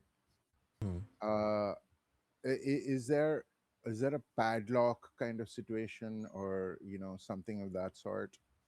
But no, like the Or door of the basement was open. It just had security. It had like people who were kind of standing in front of it, and so you all mostly shoved your way in before the explosion happened. I'm gonna say like it happened with like enough, like close enough to where they thought about saying something. They didn't say anything to you specifically, Kalki, because you have the pin, so you were good to go. They might have looked at Johnny, but before they could get a good look at anything, the explosion went off, and because they were actual like people, they were like, "What's that?" And then you just like kept going, and they missed it.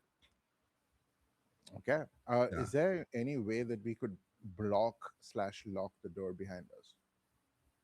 Um. Yeah, sure. I'd say you could um so yeah, you could basically go ahead if you wanted to, and this isn't something that's gonna be hard for you, especially considering your size and how big you are. Is like there's a table or something down there, so you could close the door and like pile the table up in front of it. Yeah, I think actually, uh, Yeah, I think I would do that. I would kind of try and like, actually I would try and kind of break one of the tables so that like, it's kind of like, it's broken off at an angle, and I'm going to use that angle to shove that under the door so that like, it's a little more difficult than just pushing something that is a table in front of it. Okay, roll dexterity. All right. Do. Um, next. Oh, here. Oh, wait. I'm sorry. I think I rolled Oh, wrong you're on thing. the Wrong thing. sorry, Yeah, I yeah, changed yeah. your you gotta go back to skills. Ooh, ooh, ooh, ooh. All right, perfectly on the dot. So yeah, so you managed to break the like break the legs of the door and like have them wedged in perfectly so that it's harder to get in. The working smarter, not harder in this case. And you've got some time in this barricade before anyone's able to find you. Yeah. And I'm just like hightailing it after Sally, and running past towards where the lanterns and like there was a deeper tunnel, right? So I'm going down the tunnel. Yeah. Okay. Sally takes out the little bottle of rubbing alcohol and has her thumb kind of just like loosening but not opening the cap. She's got a damp rag in the other hand and she is following Kalki. Kalki was following you. Oh. No, I think she was waiting to see where Kalki went. Because she wasn't Okay. sure. She was like, can I go? And then, yeah. Hmm. And Oz, you running behind him, or Johnny running behind him? I'll cover you guys as and follow. Hmm, I'm just covering their uh, Like yeah, their their exit or like their way to exit. return? Yeah. Yeah, So that's you're staying put, waiting for someone to come your way. for a little bit. But if after a couple of minutes, I guess I'll go follow. Okay. So Sally, Kalki, I want both of you to roll listen for me. Oh, what have you done? What have you done to my sheet? Huh? No, no, Oh I know it's well. my fault. It's fine. It's fine. Okay. I confused myself. What am I rolling? Listen? Nice. Listen. Ooh, that's Oof. more than 10. Okay, I'm gonna say that you hear like low chanting, uh, just around you, but because this is such a like a cavernous area, it's echoing off of the caverns. It could be anywhere, down here. You get the feeling that you're not alone, and there are already people who are down there getting the party started. But you make your way. I'm gonna say there's this one cavern that has. I'm gonna keep it simple. There's a fork, left and right. You can pick one or the other and see exactly which way it's leading for you to head down to. Or actually, or I guess if you wanted to, you could roll listen again. You could push the roll if you wanted to. Mm-hmm. Keep in mind, if you fail a pushed roll, you do suffer a consequence. That's okay, right? That's fine. That's Nothing. That's fine. fine. That's fun, right? Mhm. Yeah. Fun. It's fine. Okay. No. Well, I could do 10 of that, So right? you can't put a Oh luck on a push yeah. roll. Luck on a It's push fine. roll. It'll be fine. It's Aw. fine. Nothing will happen. All right. If that's the case, then hey, the party is started. So I'm going to say this. Normally, a push roll is going to be something that something happens to you as a result of the action you're taking. But because we're already letting the chaos get started, um, I'm going to say that you don't hear with any extra clarity where things are coming from, where the chanting is coming from. But you do Um, hear coming from the left an a skittering sound starting to encroach. Ooh. From the left, Mhm. starts down to the right. yeah, I think Uh, Kalki would follow. all right. I mean, at least one of you is armed to the teeth here. So if there's something you're afraid of over to the left, I mean, you theoretically have a chance. But our goal here is not to fight, it is to destroy our target. Mhm. All right. So with that, you head over to the right. There are a couple of twists and turns you make your way through, and eventually you see a large open room with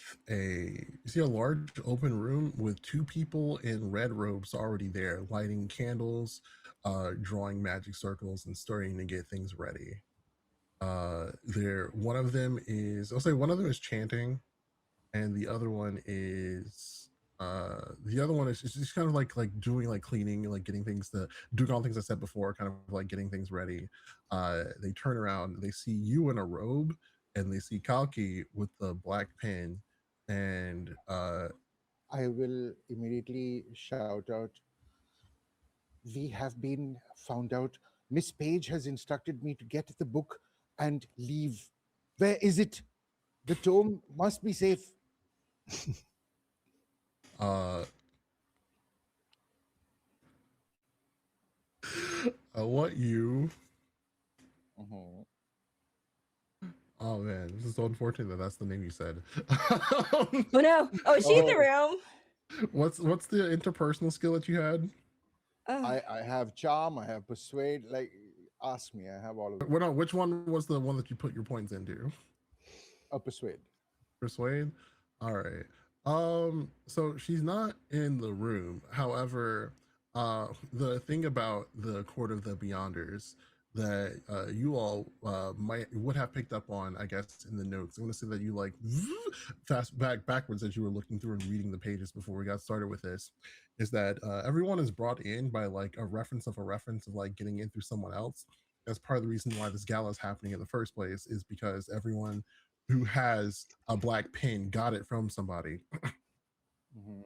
So they say, so one of the people there is someone who was both referred to by Catherine Page and has partnered with her multiple times. And so she like pulls she pulls the hood down over.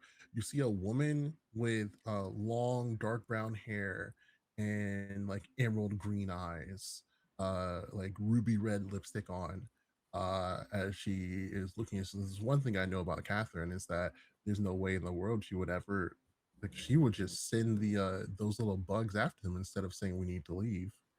Roll persuade for me and tell me how you try to get out of this. Uh, okay. Let me see if first I'll make the roll, I guess. Actually, persuade would be the interpersonal skill. There are other things you can do here. You are also armed to the teeth, so Mhm. like, you know, you don't have to roll that if you don't want to, but if you want to use soft power, tell me what you do here. I guess you walked Uh, in a line. That line has mostly been clocked. So, what is your way to get through here? I would just like, how far away are they?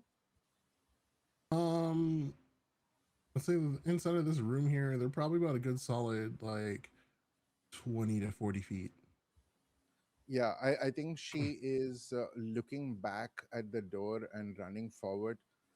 Six circumstances have changed. They have, and I, as soon as I'm within, like, 10 feet of them, You like, shoot? yeah. I'm doing that to get within close range and just like go bam, bam. Yeah. Bang bang. All right, cool. So I'm gonna say you shoot the woman who pulled her robe off, who pulled the hood off of her robe.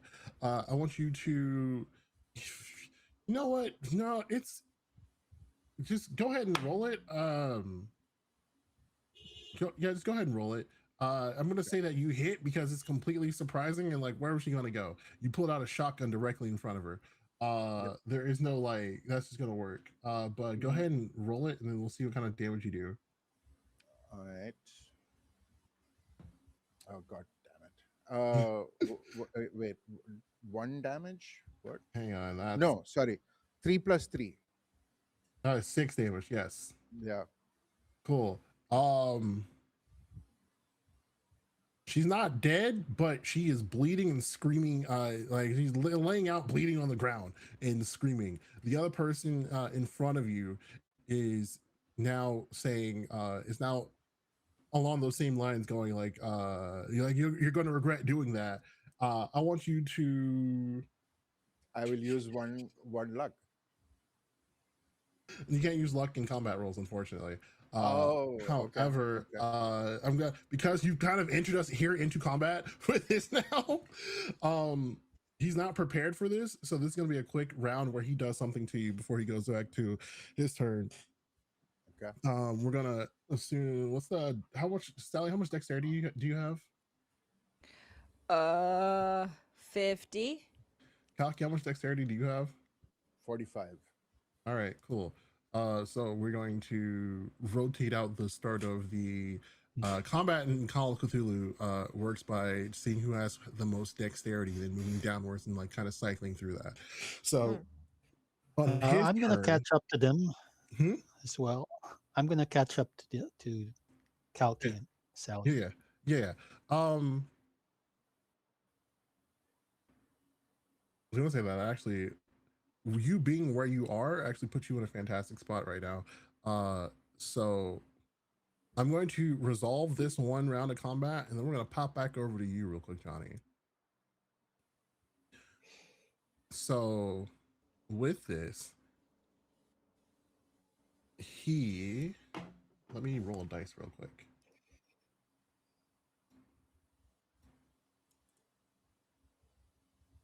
Oh, I didn't mean to roll that twice. How'd that happen? Okay.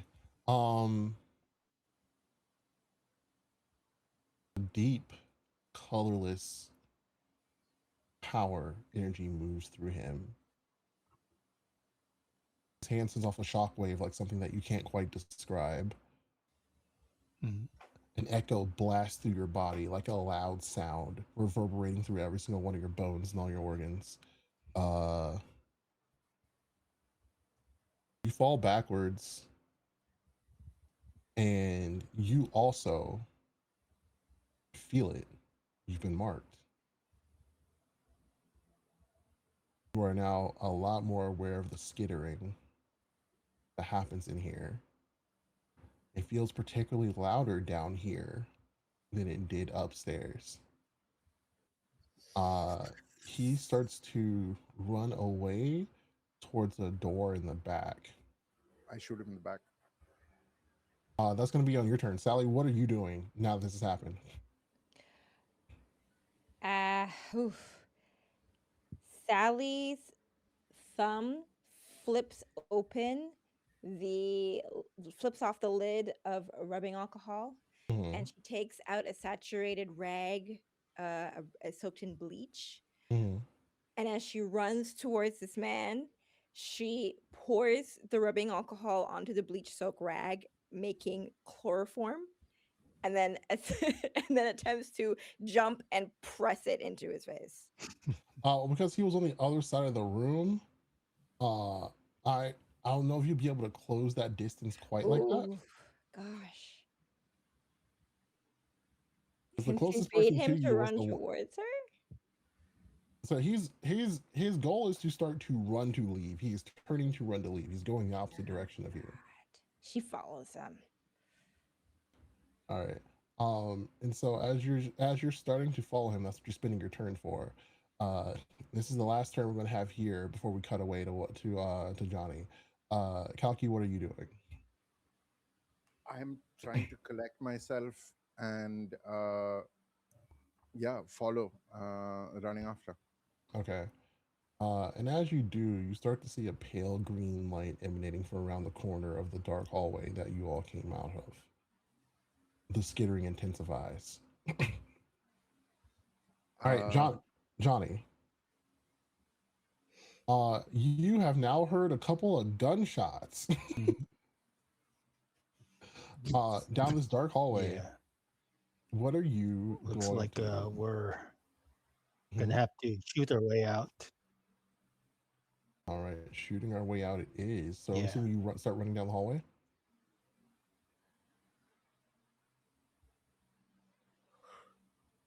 sure. I'll pull. I got my gun out. Well, I had it out already because I was covering, and sure I'll run in there and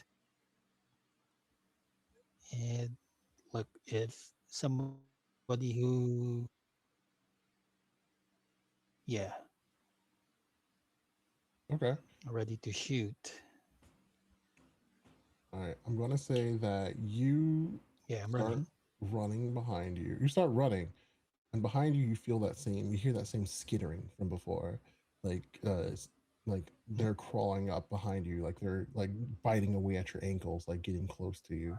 Uh, Within this dark hallway, you approach the same fork, left or right. Uh, you can roll anything you want to roll here to try to get some sort of sense of which direction they might have been in. That's listen, that's spot hidden. If you think Johnny would just pick one, what do you think will happen? Uh, Mm, uh, Flashback. can you do Uh, you mind repeating that? I cut out for a bit. Okay. I said that you make your way through this Mhm, dark hallway and you start to hear the same skittering from before. It's now behind you as if the end eaters are on your tail, biting away at your ankles, chasing you further and further down here. mhm. You now reach the same fork in this hallway that you did before, or to the left of you, or there's a left and there's a right. They're both kind of dark. You can't really tell what's on either side. And so now Johnny has a choice. Do you think that you would try to roll listen or like spot hidden or some other skill to determine where they are, or would you I just think pick one? yeah, I think Kalki wanted to do a flashback here. Okay. yeah. Could I have, like, as I was darting off, could I have, like, thrown my hat down on the ground just before I, like, went further into the right tunnel? Yeah, sure, that's fine. So just All right, so you see the hat mhm, kind of a little bit further down. going down to the right. Okay. And so as you start heading over to the right, you hear the skittering now on both sides of you. There's a lot of it ahead of you, and there's some of it behind you. Uh, Man, I just gotta keep going. I'll we'll shoot first. We'll find our way out of this. All right. All right, I'll just keep going there. No problem. I Uh, need to find the others. you already had your guns in your character sheet. I don't have to change anything for you, right? It's No. fine. I think it's good. Uh, Unless you want to give me a better gun. I don't actually. Wait, hang on. I was the wrong person. Never mind. Combat. You got them. Okay, never mind. I don't have to do anything. Sick. Uh, Yeah, so you start running forward, and then you start to see the pale green glow of the end eaters All from right, further down cool, this cool. tunnel as they're starting to crawl over each other, and like they're like swirling, like crawling through here as a mess as they're making their way further down these tunnels. Looking at them, you might have actually have gotten the feeling that the way that these tunnels were dug out was because they used the end eaters to burrow their way down through the rest of this area. But there are about five or six of them as they are starting to like move and like follow the way Uh, down where you think Kalki might have gone.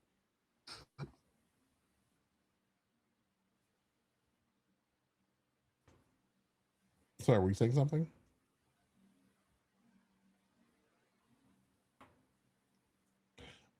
And so yeah, I guess what we right. Are kind of they in my way? yeah, they're in Are front they of in you, my but way? they're moving forward, like you're moving forward and they're moving forward, but they're in front of you. So you can kind of just like keep walking behind them and hope that they don't notice you so that you can show up behind them when you meet Kalki. Or you could try to start shooting at them, but you might end up being caught between a rock and a hard place pretty soon.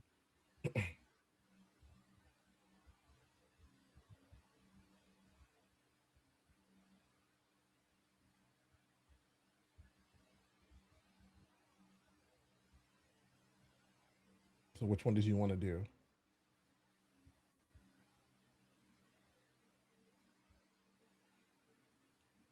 Uh, well, if my only way is to through these creatures, I guess I'll Mhm. start shooting. Well, like I said, they're moving forward and you're moving forward. So you could just keep walking behind them as they move. You would just get there a little bit slower, or you could try to fight your way through. It's it's a very like if you just wait, you'll end up being there eventually because they're moving I too. They're see. moving roughly about the same speed that you are. You're just trying not to get seen before they jump you. All right. Sure. I'll just keep moving for now. Okay. Um, and so keeping kind of keeping this pace here. I'm gonna just roll a quick dexterity for me.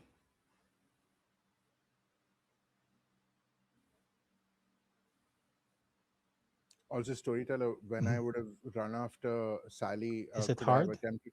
Regular? Regular. Could I have attempted to reload the sawed off? Sure. Yeah. I pull the shells from my bodies. Pop them in, ready to go.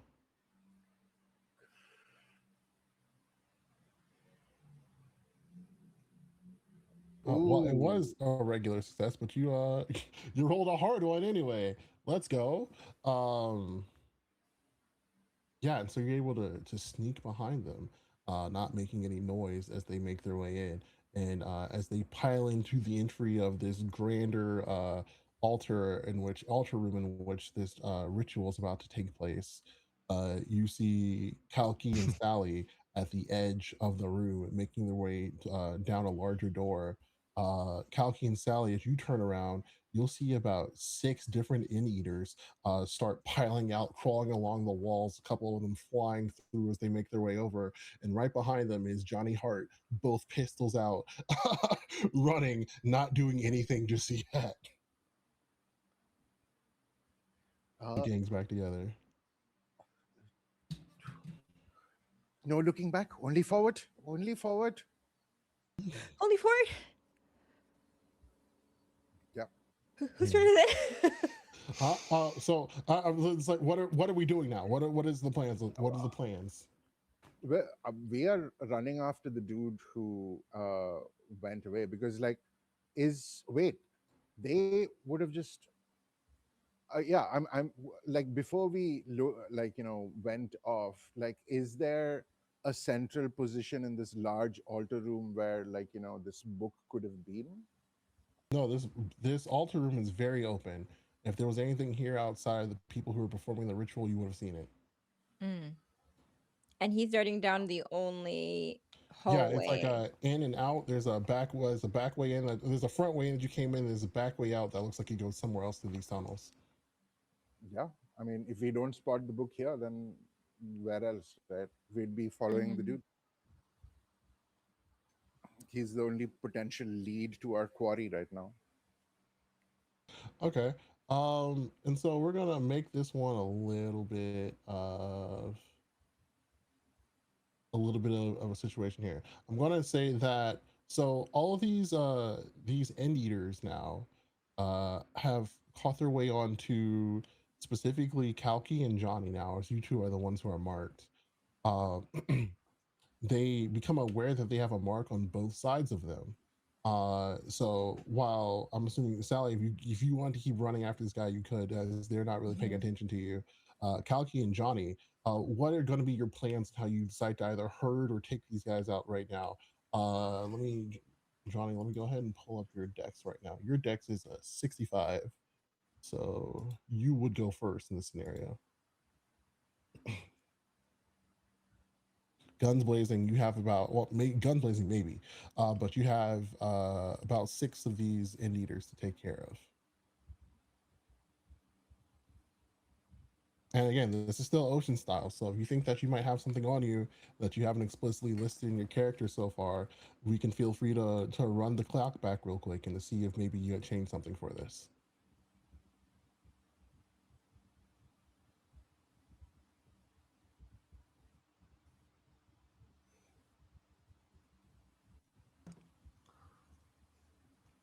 All right. So is that Um, you took a shot at something? I hope I'm. Is this what you're asking? Oh, I'm okay. asking, what is it that you are trying to do in this one moment for your turn? You 17. could have changed something or like have something on you that you haven't listed before. But what are you trying? What is going to be your plan to figure this Well, out? can I just? I throw out pocket sand, I mean, so like obscure their vision before I. Okay. you'd be like roll back in time, and so then you made sure that you had extra dynamite on you in this one particular moment because you Uh. didn't know if there was anything else that was going to happen. Different Okay. like Okay. things Hold on. like Hold on. that. Like, Yeah, I'm trying to. I'm just trying to support Kalki. mhm.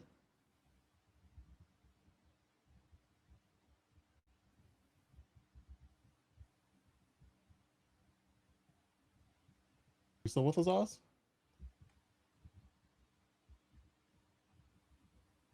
I think Oz's internet connection is terrible, like huge lag. Mm-hmm. Uh.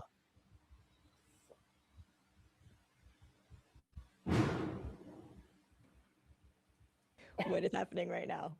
What the fuck? Those are the sticks of dynamite I mentioned going off in the back. Yeah, yeah. Everything's happening at once.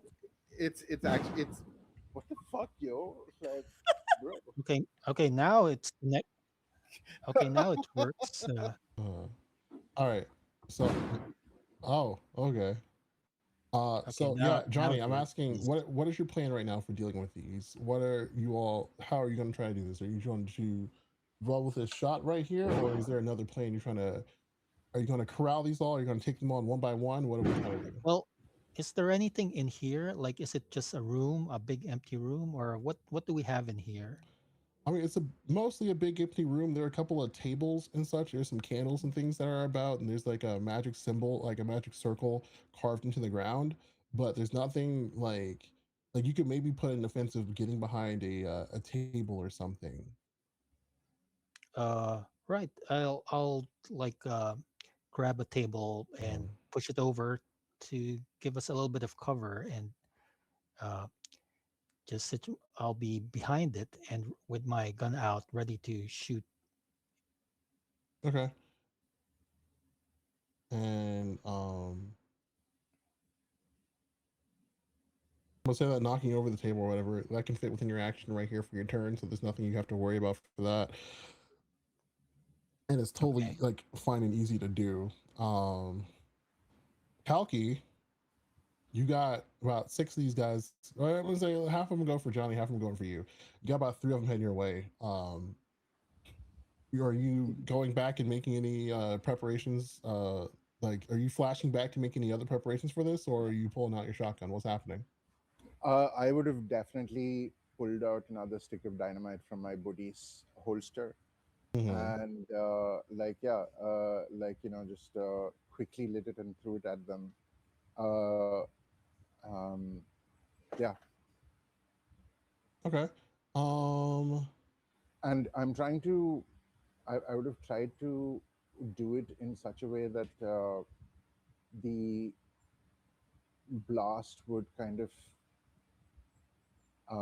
almost damage the entrance of the tunnel, like Mm-hmm. that I'm backing into, so that there's a bit of an obstruction in their path, so that maybe they have to funnel through if they survive, So and I will be you're trying to leave yeah. Johnny in here locked in all by himself. At this point, like yeah, yeah, um. You know. Okay. because Uh. if we get to the book first, then maybe we don't have to even we are aiding him. I don't know. I'm an author. like, like she's not a tactician. Yeah. Fine. Hey, roll dexterity. Oh, good lord. Okay. Uh,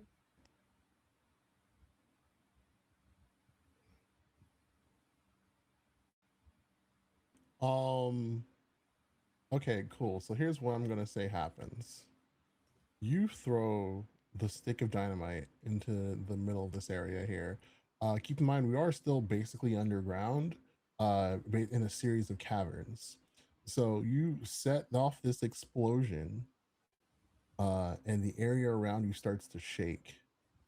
The ground starts to give way in particular places. A cave in is starting to happen.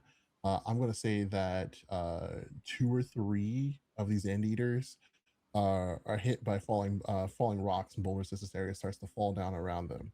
Uh, the the hallway, the entranceway that you all are coming down doesn't like break down or close or anything. But this area starts to get a lot more tumultuous as like an overall uh as the caving starts to happen inside of the sorry to say this, inside of the big altar room. I'm gonna say that a bunch of rocks start to fall towards the other side. So the ones that were chasing after Johnny from the other direction are going to have to slowly funnel in. And you have taken out a couple of them, but there are still about four left in the room now. As you all are running further down them, and Johnny, there are four between you and Kalki, two heading your way. Hmm. They are going to get a turn. Okay. I'm gonna roll 4d100s.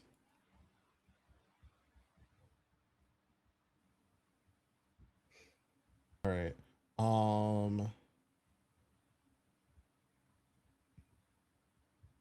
Let me see what to get you all to roll real quick. Whoa.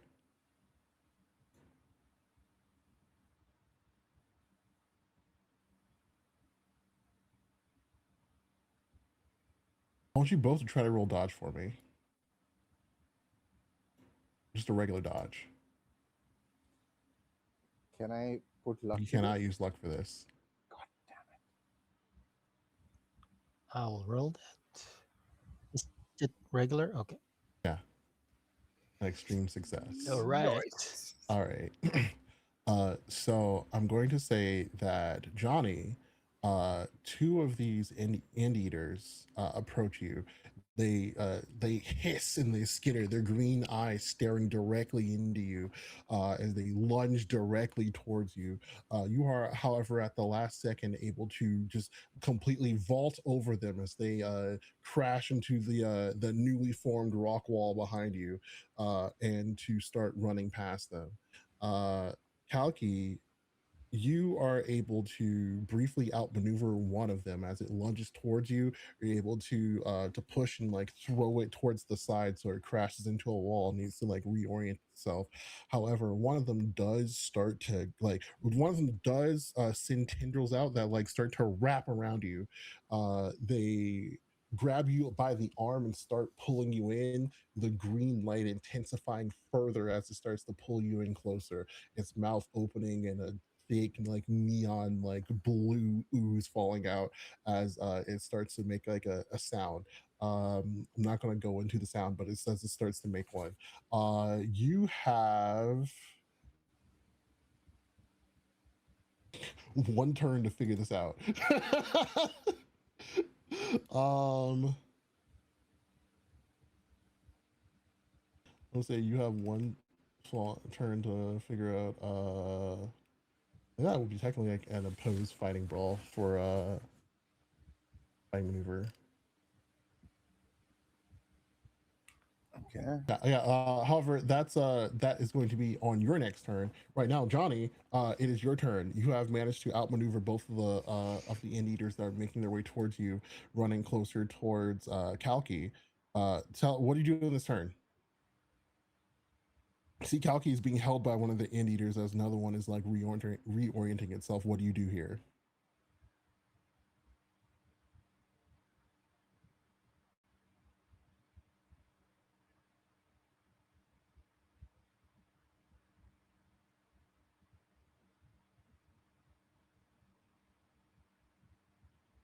Pause.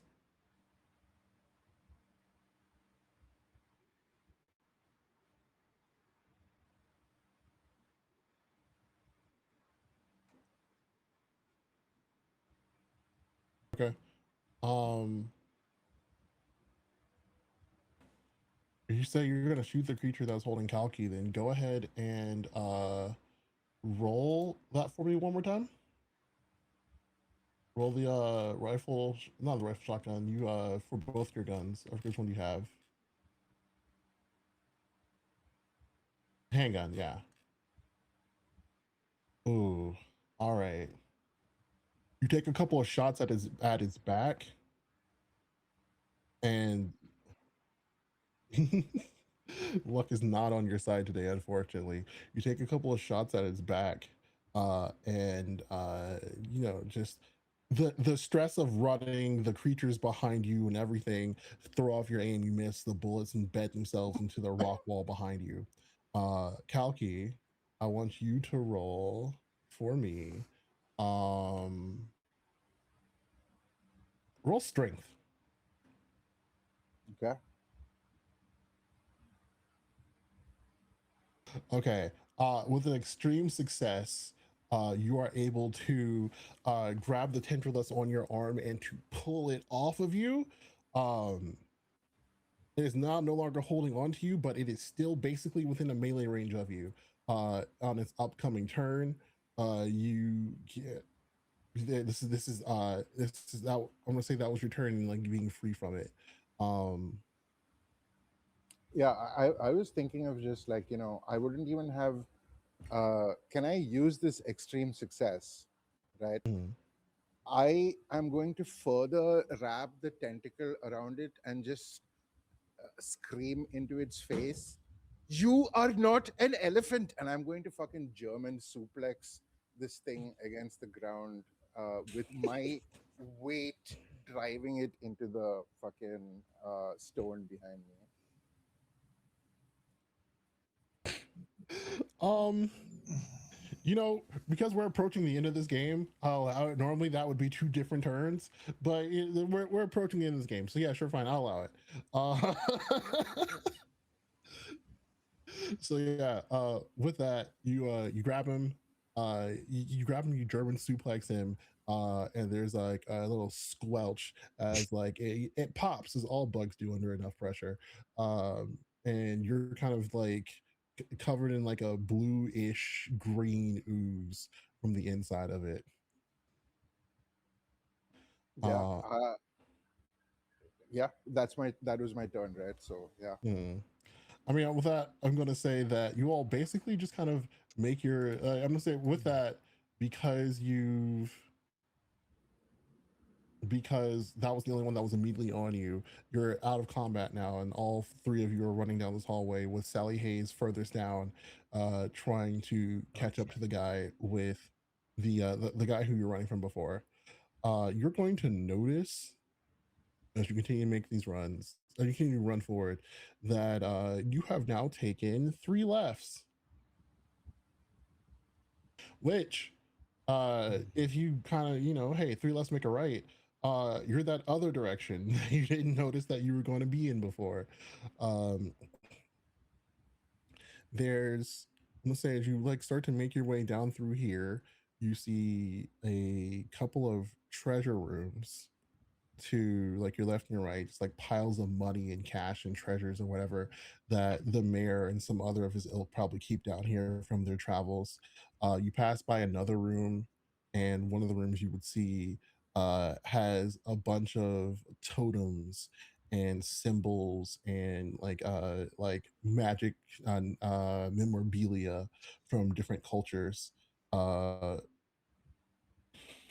And finally, further, you see, I'm gonna say this, Sally, as you make your way down further through here, you eventually see the man who you were running after before, he has the book in his hand. He's backed up against the wall. He says, don't do it. Don't come any closer. Hmm.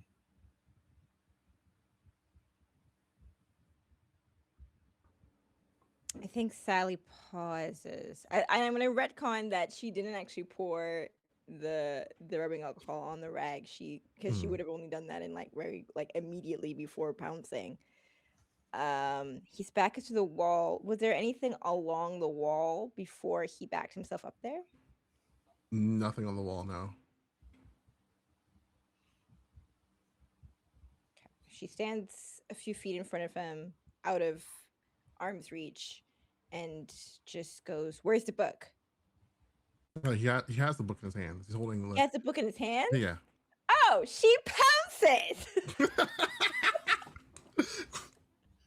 Hmm. I didn't notice that part. Excuse me. No, yeah, rubbing alcohol, chloroform in his face. She's going right for it. Roll fighting brawl. Okay. I can't. I can't roll home chemistry instead. It's a bigger number. Home chemistry would have been making the chloroform. Yeah, you're right. Failure. She's so tiny. Yeah, so he kind of dodges out the way. He starts trying to make his way out of the room now. He says, "You have no idea what you're playing with." As he's like has it in his hand. He's running like a football player, holding it like shoulders down, trying to get out of the room. And as he makes his way out, you know what? I'm gonna say, just time wise, he makes his way out, and you'll see that he bumps into you, Kalki, with Johnny Hart close behind him.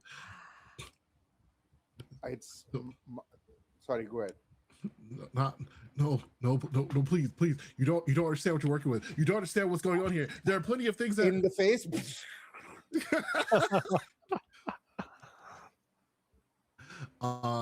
Yeah, and so with that, there he is, dead on the ground. As soon as the book lands on the ground, I'm just going to unload the second shot of the shotgun into it.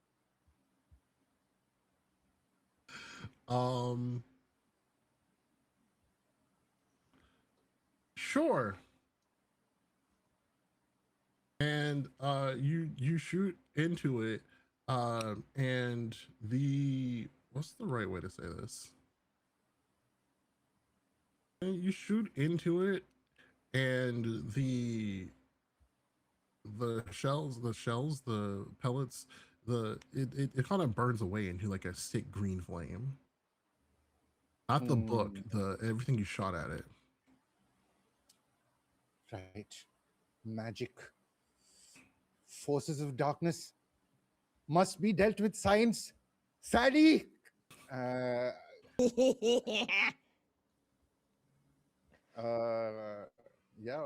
I.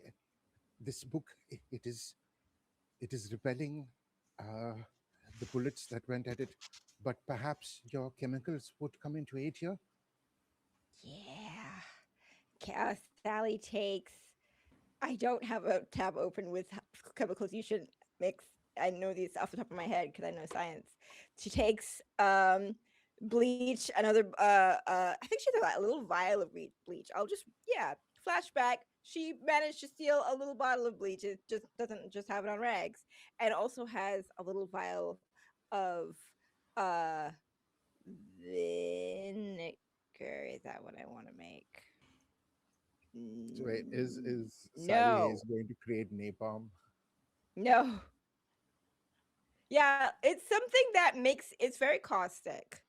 And I had it in front of me and I lost it, and we don't need to know exactly what the chemicals are. She has 2 household chemicals that you shouldn't mix because it gets extremely caustic and she's gonna try to melt the book. Okay, so you just mix it and you pour it on top of the book? Bleach is something you're not supposed to put in bleach, yeah.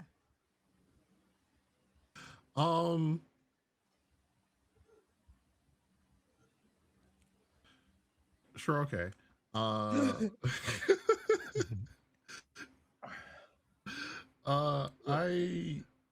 And am going to say that you know what, yeah, let's put a bow on this one.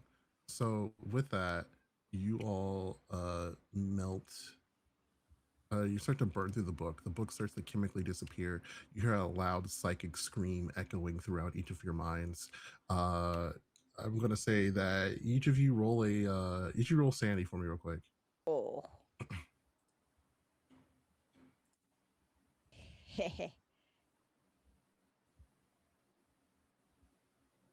That was a Can I fail. Oh, can I put a luck on that one? Nope, I'm gonna say not on this one.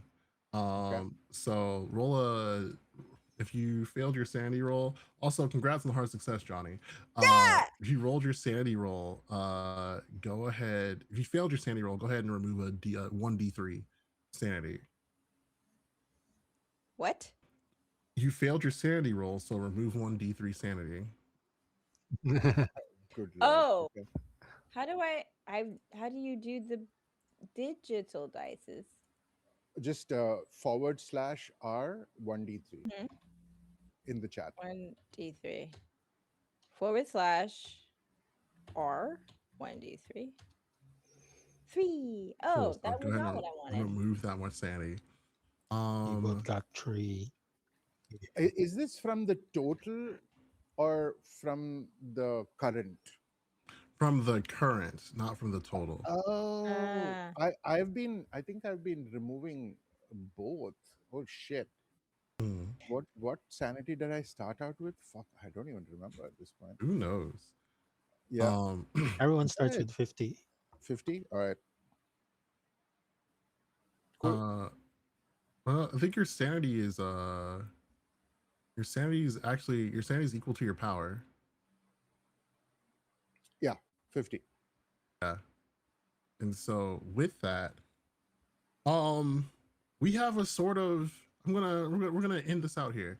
We have a very sort of kind of mixed ending here. The book evaporates, the power behind the book evaporates. Hmm. However, the creatures called here and summoned here are now here, kind of anchored, without any really masters to serve or anything to tie them to one thing or another. So the knowledge on how to control these creatures is gone forever, lost to whatever mad concoction that between science and magic that brought them here in the first place. However, they still kind of roam. Rickshaw falls within the next 2.5 years. People disappearing, uh, never to be seen again. Screams in the middle of the night. An eerie green that haunts every single moment the sun is down. Skittering can always be heard across the desert. However, as far as your job with the United States government is set up, it is gone.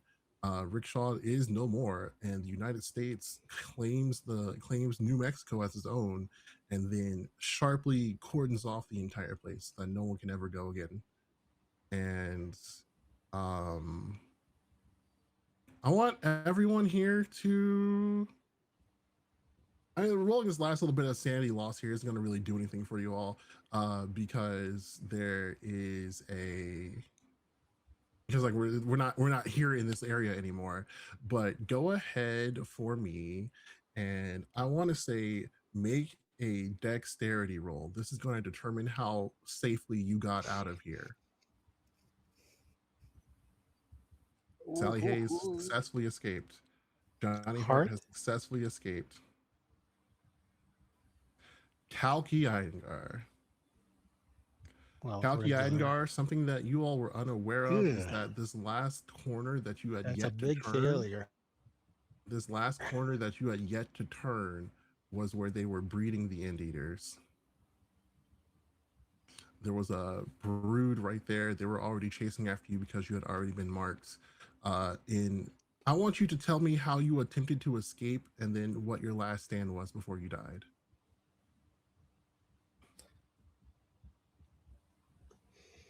I think Hmm. uh, I think kind of scrabbling, like, towards the thing. Uh, I I would have like I would have Johnny would have gone first, so that, like, he could probably help pull us up from this Mhm. kind of small little crack in the ground. Uh, and like as we kind of turned that corner and we saw the brood kind of waking up, uh, I would have yeah, basically like just uh, yeah, without this thing, she would have just like basically carried Sally and like shot put her up towards, like, the entrance, and she would have just, I would really like to get some more tea with you, and turned back and just like yeah, started blasting away,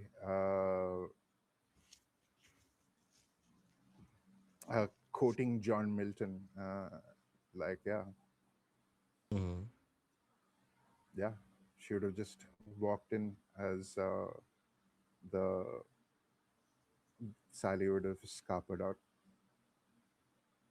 All right. And you all would have looked at her one last time as you saw her back as she went in to take care of as many of them as she could. And then after a brief moment, you would have completely forgotten why you were looking in there in the first place.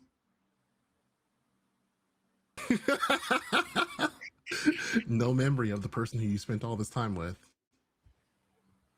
Oh, Jesus. oh, Huh? Hmm. Hmm.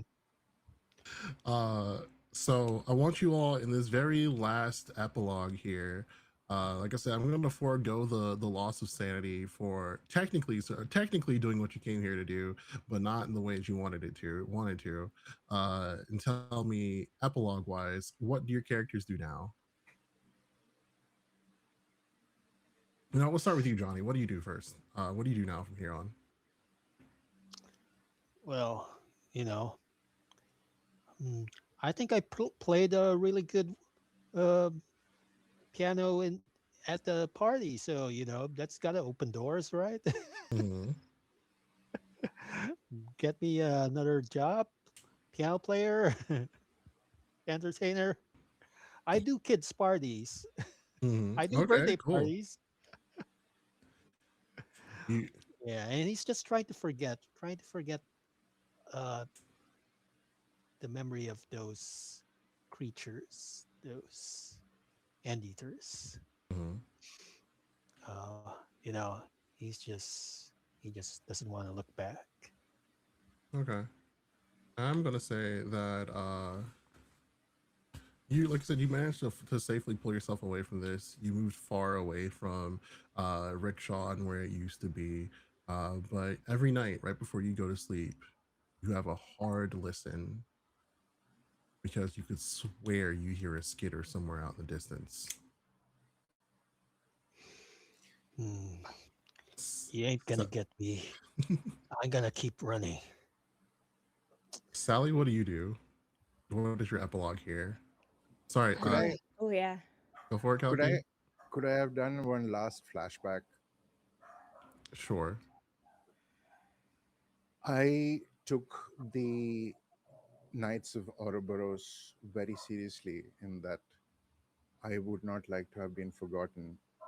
I would have written a letter to Sally Hayes, saying that if you're reading this, I have no longer part of this mortal coil, but I would not want myself to be forgotten. And so I would have given, and there would have been a parcel attached to that, which would have Mm-hmm. been the the first draft of my latest and last book, Mm-hmm. which would have been yeah, wandering into the shadow desert, uh, yeah, Tales of the Shadow Desert. Okay. Yeah. So Sally, this is left behind for you now. What is your epilogue? How do we see Sally before she goes off into the sunset? I think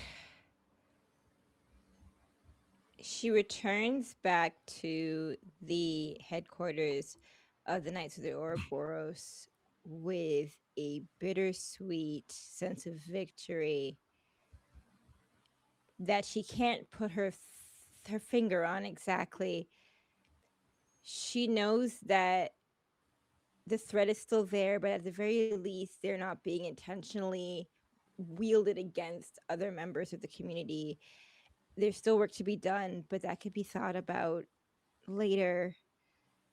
It's very overwhelming, and I think in her overwhelm, I think she goes to wherever they set up places for people to rest. She kind of um she goes to change, thunks down her bag, and hears that clunk of the clay tile, the wall tile, the mural tile that she had been given before. Mm-hmm. And she realizes she doesn't really have a use for it, but she knows that she's not supposed to put it back in the wall. And I think the as she's like taking the tile out, setting it aside, the note from Sammy slips, it kind of like flops open, and she can see the information that's no longer useful to her because it would have just led her here to the Knights of the Ouroboros. But she remembers him saying, if you wake up the next morning and something feels wrong, read this. She sees a tile, she sees a note next to it, and feels compelled to go to the wall to look at the tiles. She doesn't know why, but that's when she finds the note and the book. Mm-hmm. And that's when she gets the realization that that bittersweet feeling she had been feeling had been the void where her memory of Kalki used to be. And she can't quite remember. It's not the emotional memory, it's not the connection, but it's as though she was reading Kalki like she had been a character written in her book, like a favorite fictional character. Mm-hmm. And I think it's that knowledge that there's something more that she's never going to get back. That's what dissolves her into tears. And she spends quite a while just knelt in front of the mural, clutching the book and the letter to her chest, just sobbing. And on our final note, Kalki, the last thing you saw was an infinite row of teeth and bladed arms and green lights tearing you to shreds. And then you awoke. The Shadow Desert is much like our world. Everything looks the same except for there are things that are slightly different. There's a green moon shining down upon you at all times. The air feels a bit off. Everything feels inverted and different for you. However, you now feel that you are bound here, that this is where you are to wander for the rest of eternity. You see an area, maybe rickshaw, out in the distance. And the more you walk towards it, the more distance it feels like this put between you. You feel as if you always constantly have to run. You hear the skittering, you hear the crawling, you hear the anger behind the endwalkers as you are now in the realm in which that they have called home. And this is where you will be until the end of time as we understand it, constantly on the run, trying to find some shelter in an area that will never provide you any. And that's been our game. How dare you? All of Cthulhu. Mm. Yeah. How do we feel after that? How many sanity points do I and Elise still have after this? Is my question. uh, uh, Roll for sanity. uh, I mean, look, you all came out. You did exactly what you came out to do. The monkey's paw curled. You did say that one time, didn't you? You did say monkey paw curl. You know, I did. I Hmm. said a couple times, wait, there are forces here that you don't understand, and you guys killed that guy. Oh yeah. yeah. Mhm. Funny thing is, I actually didn't kill anyone. All my, uh, like my best skill, and I failed every time. Oh no, no, you got a hard success at some point with the Yeah, cape hey, rifle. look, you got to Dexterity, success. yeah, dodge, dexterity. Damn, I didn't get to Yeah. shoot anyone. Oh. How hilarious is that? That's ridiculous. Hey, you know, Whew. it worked out. At least you made it home. Did it work out? Did it work out, Crimson? Did I it? mean, hey, it worked out for him. He made it home. You know, he might still be marked, but who knows? He might have his whole life ahead of him. Actually, no, he Trust definitely me, has his whole life ahead of him, however long that is. for Call of Cthulhu, this is a happy ending. Yeah. Believe me. All right. And so with that, hang on, I gotta make sure I pull this up again. Um, And so, with that, I have been your GM. I'm going to let everyone else give their final introduction, exit for who they are, who they played, and where you can find them. Let's start with you, Oz. Hi, call me Oz, and I've been playing Johnny Hart in this game. Uh, yeah, I guess I'll direct you over to itch.io where I have some material up, some fan made playbooks and fun stuff for Monster of the Week. So if you are into Monster of the Week, check it out. There's some free stuff there. Look for WAMARI.itch.io. And I'm also part of a group that's doing some content on YouTube. We've got an episode out of a new series that's called Creepy Cascadia. It's another Monster of the Week game, and some creepy things going on in what seems to be a perfect American town in the Pacific Northwest. So please check it out. Go to YouTube and search for Creepy Cascadia. All right, I'm good. Let's go over to Chanel Lee's.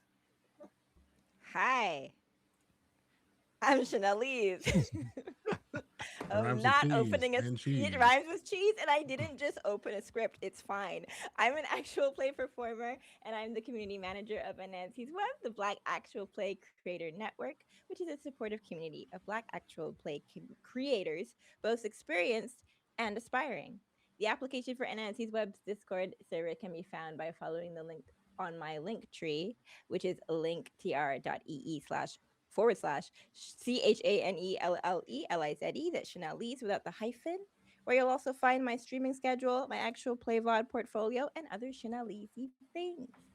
You can find me pretty much anywhere online at Chanel Lees, with or without the hyphen, depending on the website, because some websites don't let you put a hyphen in your username, and I think that's bullshit.